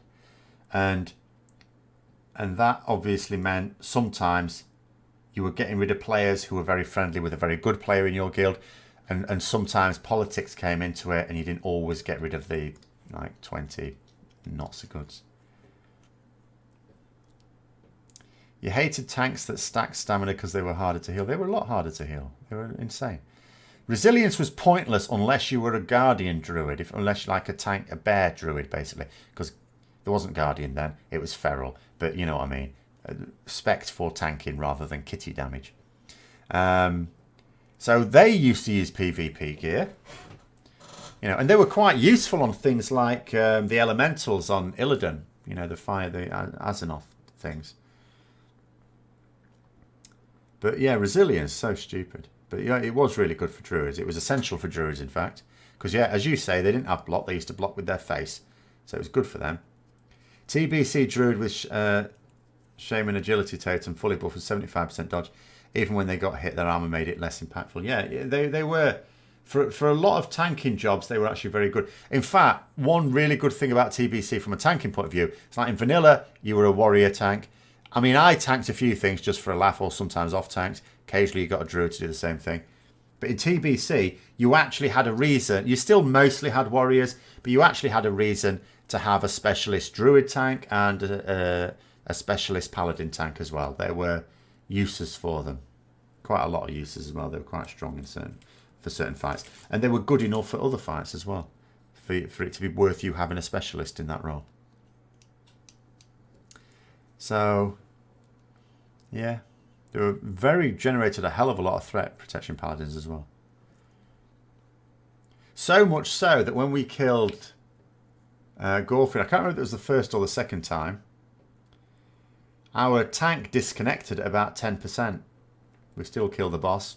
He didn't lose aggro. Being offline didn't cause him to lose aggro. That was quite spectacular.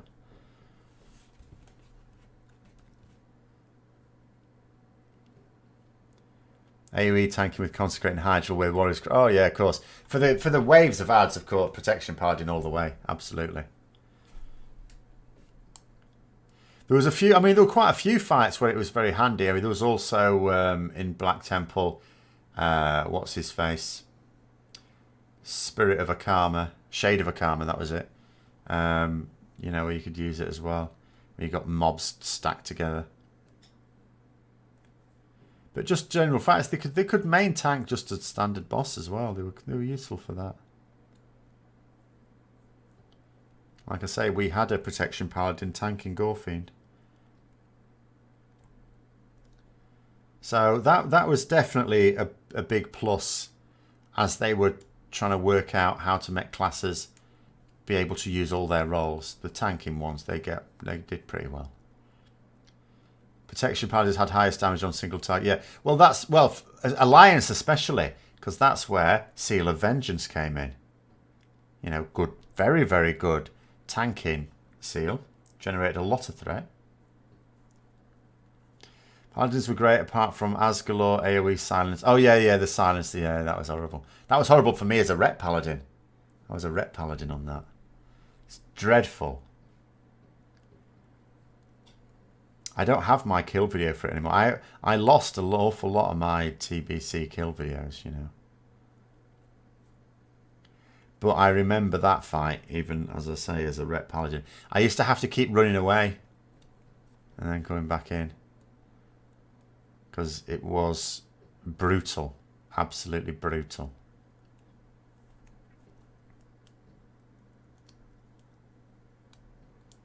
Not a problem now. My paladin one-shots him now.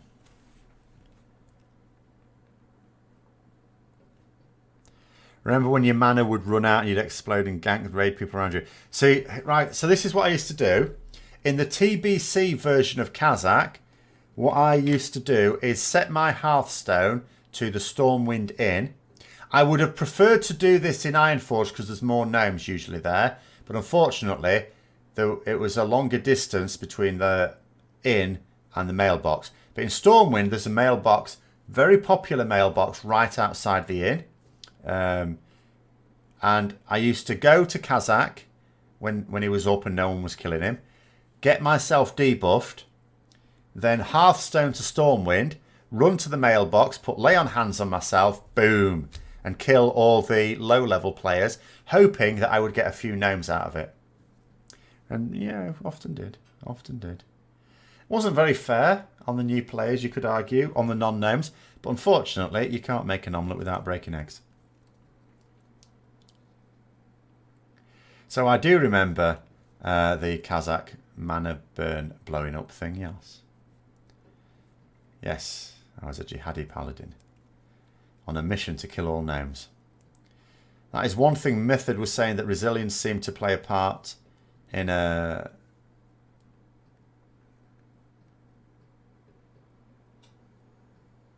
hang on.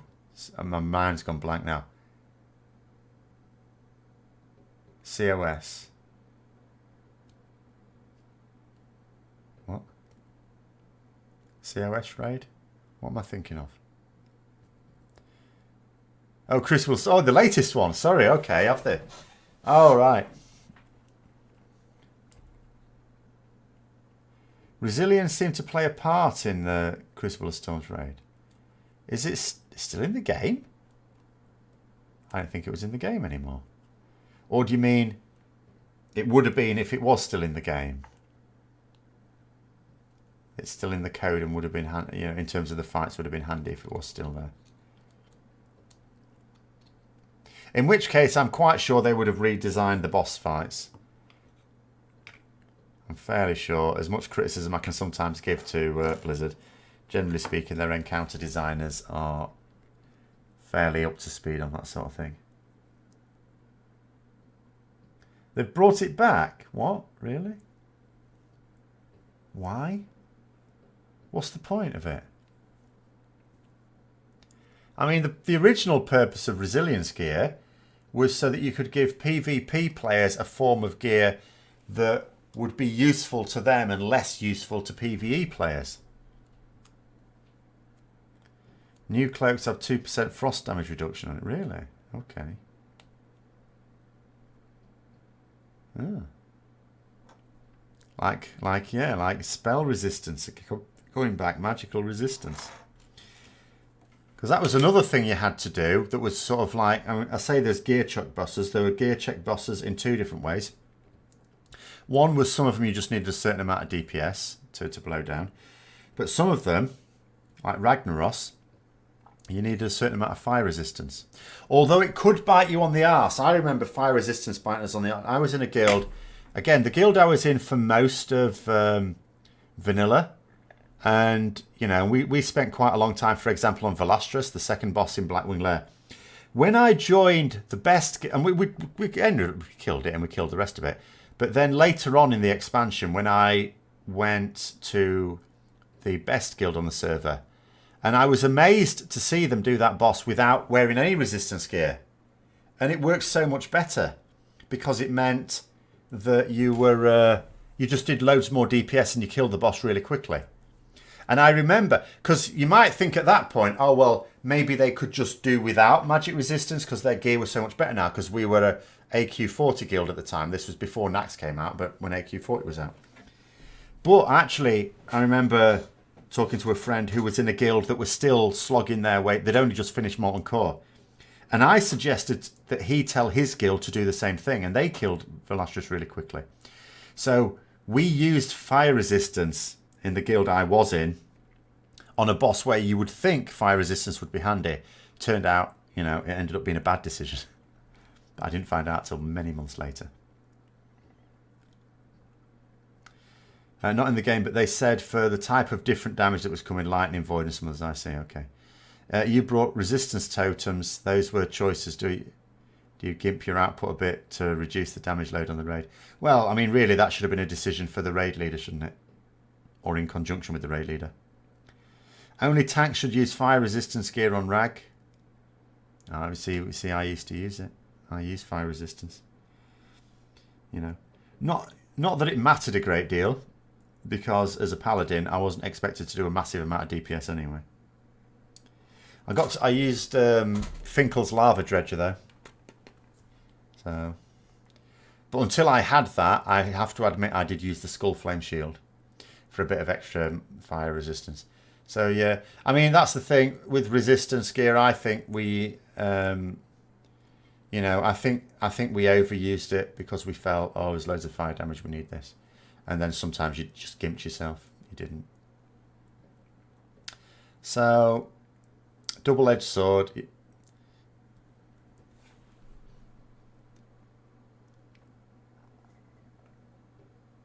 But I didn't need to we didn't need to worry as Alliance about dropping this totem and doing without another, because Paladins, you just used an aura. One Paladin would have fire resistance aura on, and you didn't have to do it. I mean, there weren't any damage. The only damage buff aura was Sanctity aura, but that only worked for holy damage. Wasn't a lot of that going out. Same time, you would have it on anyway, because if you had 5 Paladins, you'd have 1 for Devotion aura, 1 for Retribution aura, 1 for Concentration aura, 1 for whichever spell resistance aura you needed, and if you had a Ret Paladin, you might as well have Sanctity aura as well. Totems were only group-wide, yes, they were only group-wide even in TBC, and I think Wrath as well. I think buffs were only party-wide even in Wrath, weren't they? Because I remember in Wrath, you know the Draenei ability gave you plus 1% hit.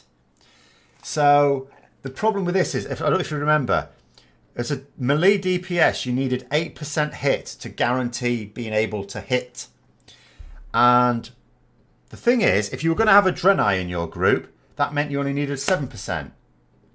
So you had to sort of work out, you had to coordinate who was going to be in the group with the Draenei, because you didn't want to waste 1% hit, because that could be used in better stats. And so, as an officer, I used to make sure that I had the... oh no, actually in that guild I wasn't an officer, I was a senior enough to go, give me a Draenei. So that way I only needed a 7% hit in my gear. Remember the raid leader moving the groups around? Yeah, because that was something you could do. You could move players around in groups while a combat was ongoing, which you can't do anymore. But you don't need to anymore. So yeah, you would swap into your super burst DPS group. You would swap shamans into it for the Wind Fury, wouldn't you? Keep swapping it around. So, dirty beggars if you got into that group. But yeah, there was a lot of just group-wide stuff. Which is why, for example, it was very common in vanilla, at least, you'd have your 2 main tank groups at the top, and in each of the main tank groups you'd have a tank, you'd have a warlock for the imp stamina buff, you'd have, what would you have?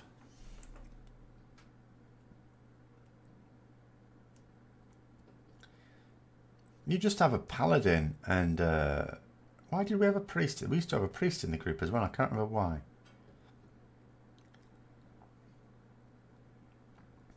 But it was always considered something of an honour to be the paladin or priest or warlock in that group. Because, I can't remember what else we put in there. Druid, I suppose, just the other healer. Because the problem was that it was like, oh, you're one of our best healers, so you have the honour of healing the main tank. But main tank healing was the easiest healing to do. You should have put your most retarded healer on it. Really. You should have put your best healers on group healing, on the raid healing. Because that was a much more difficult one. Drums, yeah. Oh, there was a fearsome number of drums that had to be used on like Muru, wasn't there? That was pretty awful. But we didn't have that many leather workers, so we only had access to so much.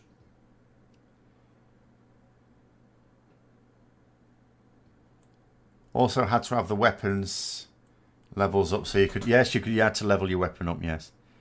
I mean, this is what I was saying about in Wrath of the Lich King.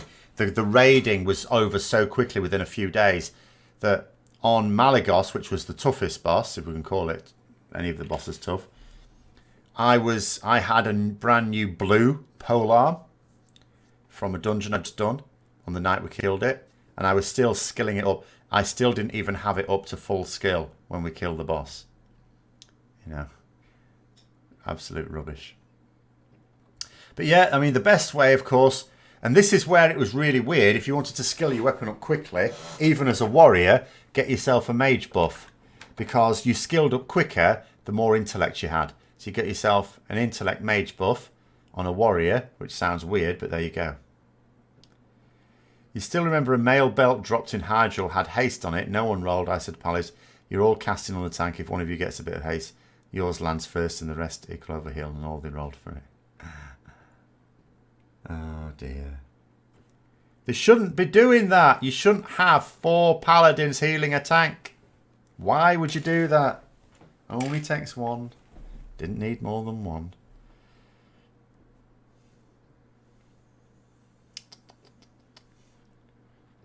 Sartharian with 3 drakes up was harder than Malagos. Well, yeah, I mean, but that was an achievement. That wasn't a boss. That was, okay, you killed a boss. But that was doing it in like the hard mode, doing it with the achievement, wasn't it? So yes, of course, that was... But Sartharian was not more difficult than Malagos. Rogue GM taking your legendary bow. Yes, but I gather from hunters at the time that they didn't like the bow. You know, the normal crossbow, I think it might have been, but there was an epic one that was better for them, and actually the bow was actually a good rogue weapon because of the stats on it. So I am told by rogues and hunters. So I don't think the legendary bow really was a hunter bow. Because I remember when I first saw a screenshot of a rogue getting it over hunters, and I thought, oh, that was really... And then the hunters in my guild were saying, no, if it dropped in our guild, we wouldn't even want it. Because their bow was better. When there was no haste on play. Well, no, I mean, I remember in Vanilla, I had a load of mail gear with attack power and stuff like that for Ret. It meant I had no stamina because for some reason all this shaman gear had like no stamina on it. I literally had a tiny health pool, but I did loads of damage. It became a bit of a problem though. As I got to level 70, I had to ditch it for my normal plate anchorage gear. Was there ever a class I hated to see as a healer, as in group and tank healing? Not really, no.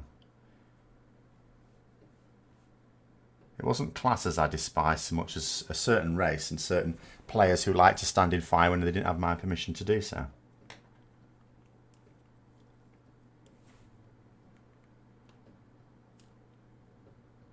That was all there was. People either used to be able to stay out of the fire or they didn't, you know. And as I say, the proudest moment I ever had as a healer was on our second kill of Kel'Thas, which is unfortunately not the one I recorded. And from like 21%-ish, something like that, I was the only healer left alive, and we still killed it. And it was, and remember, they hadn't. It's not that the other healers had just suddenly died; they'd been slowly dying. I've been slowly having to cover for them all the time. But you just had to triage, and unfortunately, it did mean sometimes prioritising good DPSers who had no awareness over people that you knew would look after their health.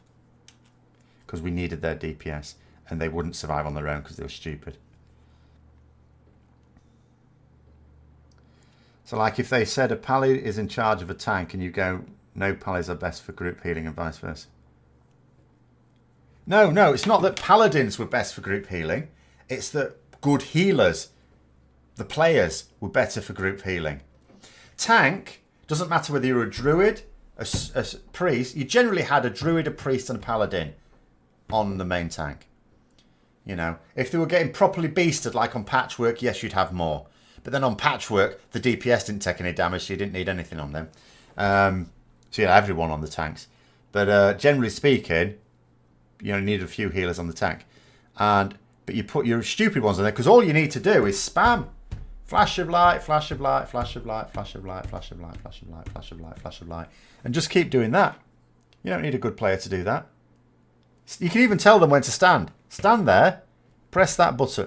You know, stand there, get your mouse over your flash of light, keep pressing it until we tell you to stop. Whereas group healing, you had to be aware of the raid. You needed raid awareness. You needed to know who were your, like, damage monkeys, who were the ones who just were oblivious to their surroundings. You had to be able to predict, like, if you had several people suddenly lose some health, who was most likely to take another hit, so you prioritise them. There was a lot more skill required to heal a raid up. Tank healing was brainless. All you needed was good gear. That's what you needed. You needed an idiot who turned up all the time and therefore got themselves good gear.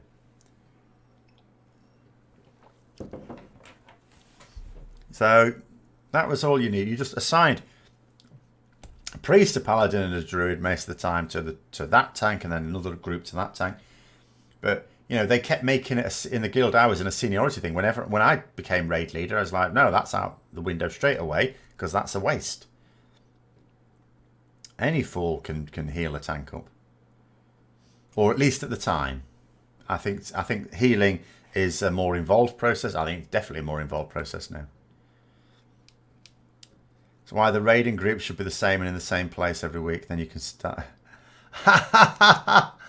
Have you ever tried putting 40 people, who are probably not even the same 40 people, in the same place on a consistent basis in my guild at the time? That was. Have you ever heard of the expression herding cats? That was not happening. So you're going on what Ian has said, bring the player, not the class. At the time, yes. The class, right, in vanilla it was bring the player, not the class, because the class was irrelevant, almost irrelevant. You just take them all. Take an equal number of all of them. In 25-man, class stacking became a thing. But then they moved towards a philosophy of bring the player, not the class. And I'm not saying it was perfect, but the fact that they had the right philosophy in mind meant that increasingly you could do that. So in TBC, from a healing point of view, it's not a case of bring the player, not the class, but in terms of assigning. You know, assign a bad player. You didn't need a good player. You needed a well-geared player to heal a tank. You didn't need a good player. But then they abandoned that strategy, didn't they? Now it's... I don't even know what it is anymore.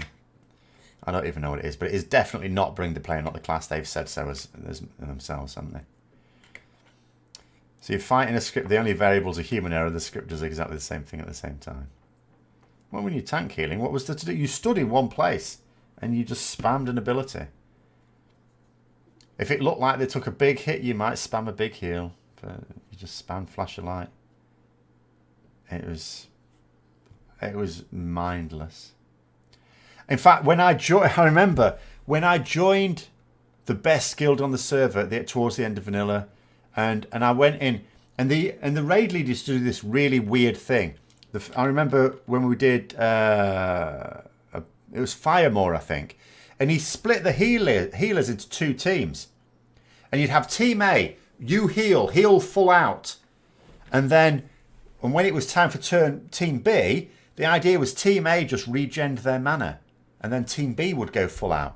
And I remember saying, when I was told this, I said to the Paladin class leader, I said, but I can just heal full out for the whole fight. And he said, yeah, I know, just do it. This raid leader... who was quite good in many ways, had no idea how healing worked. It's like, paladins can just spam the hell out of you all fight long. It's not an issue. And you had a number of reasons to be able to do that. One, Flash of Light was a super efficient spell, and it was useful for most purposes, unless something bad went wrong. Two, crit meant you got your mana back. So I always made sure I had about 25% crit, and you got plenty of mana back then. Three, potions went on cooldown when you used them, even in combat. So what you used to do, you didn't used to wait till your mana was in trouble. As soon as you'd lost enough mana that a mana pot would fill it up, you took a mana pot. And you'd be full up again. So you could keep doing that every 2 minutes. So, you know, you could do lots of healing. Even if every now and then you had to switch to big heals. And you could manage your mana very easily. And then in TBC with Spiritual Attunement, as we said, it got much easier. The official philosophy today is each class should excel at certain niches, stacked at blah, blah, blah. And the encounter should be made in a way that every spec class can have their moment to shine.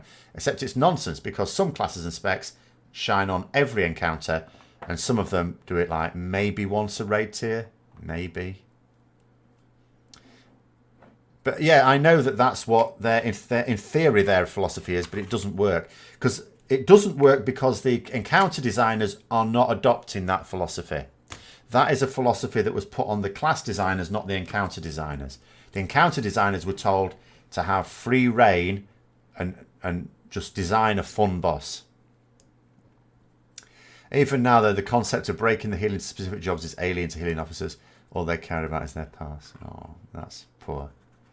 That is poor because, yeah. It's even more dangerous for DPS for healers to want to pass. because it's not even useful. At least most damage is useful to an extent. You can have healing that's completely useless. Illumination, yeah, 100% mana return. They nerfed it a bit in TBC, but then you got the spiritual attunement. So I would say on balance, it was easier in TBC to manage than in vanilla. Even in vanilla, it was quite easy. So yeah. And you know, and you would always use the mana pots only if you knew that over the course of the fight you might run into mana troubles. If you knew it was an easy fight, well, within you didn't bother. But yeah, if you even suspected you might, and mana pots, it didn't take that much resources to get them, did it? You had Shadow Priest mana batteries, yeah, but they didn't give those to paladins. They gave those to mages. Mages got the Shadow Priest. Paladin healers, no, you sort yourselves out, which was fine. We didn't need Shadow Priest. We were our own mana batteries. We just needed someone else to heal us. You know, if I needed a bit of extra mana, which I almost never did because you didn't naturally need to abuse it. But if you did, you just abused it by standing in something. You say in advance, you don't take the piss. You just say to someone, I'm going to stand in fire to get some mana. Can you heal me, please? And they would. It was fine. The mages wanted me in their group for Wrath of Air. Yes, of course. You were a mage, you always wanted a Shadow Priest in the group. Well, that's what it was for. I mean, lazy warlocks sometimes wanted them as well, but those lazy bastards could life tap. I was their mana battery then. They would life tap, I would heal them up. In fact, do you know what? I remember joining a group, some dungeon groups in TBC with a friend of mine who wasn't in my guild, but it was, you know. And there was a warlock in that. And we were on voice comms and everything. And he kept running low on mana. And I thought he was an idiot. And I said to him, Anticipate, why aren't you life tapping? You keep running low on mana. And he still, he said to me, he said, because healers complain at him when he life taps. I thought, what the hell? It's our job to heal. Life tap is like their way of getting their mana back. So I just told him to life tap whenever he needed it after that. Because I was getting bored. But anyway, BOD Treasure Boss is one of the worst ones with having the best heals. As you split the groups, you can see who are the good and the bad healers for both tanks and group heals.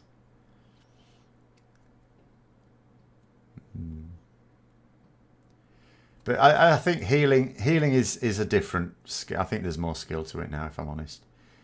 Not having actually played it, but I can appreciate. I think there's more. It's more involved.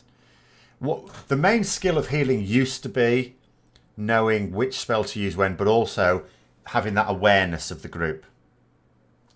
You know, having the awareness of who needed that triage, which is maybe I think still there now, maybe less so, but the actual act of healing is probably more skill based now. You like targeting warlocks for heals, they had inbuilt 20% healing received. Bloody parsers again. No one cares about the parsers. Do you know when we used to heal warlocks a lot? They didn't appreciate this. So when it came time to be called a wipe, this was in the guild when I was a raid leader in vanilla, not the one I went on to. I would assign paladins to a warlock, because what they used to do to get away with that with repair costs is they would disappear off somewhere, a hellfire, because that took your health, and you could kill yourself with it because it was spell damage. You didn't take durability. So I got all the heal. We would chase after the warlocks and heal them up.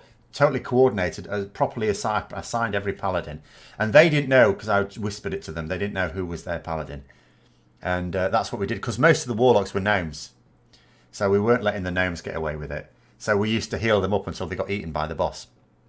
They didn't like that much. In fact, actually, because I wasn't able to, I discovered that I wasn't able to do it when I joined the better guild, because they used to hellfire so quickly I couldn't out-heal it. It was incredible. I couldn't believe it. I think they had much better gear. So I found another way to be an arsehole instead. On Patchwork, what would happen is, so the warlocks would go off and hellfire. I gave up on that one because I couldn't heal them up quickly enough. But then the hunters used to play dead. They used to do feign death. And rogues, of course, used to vanish.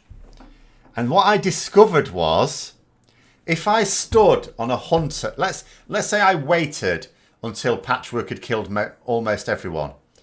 And it was about to kill me. If I stood on a hunter, and then just as Patchwork was about to clobber me, if I put bubble on, it would hit the hunter and kill the hunter. One of them put me on ignore after I did that to them. But anyway. It wasn't about being lazy as a warlock. Life tap was on GCD. You could cast more shadow bolts with Shadow Priest in your group.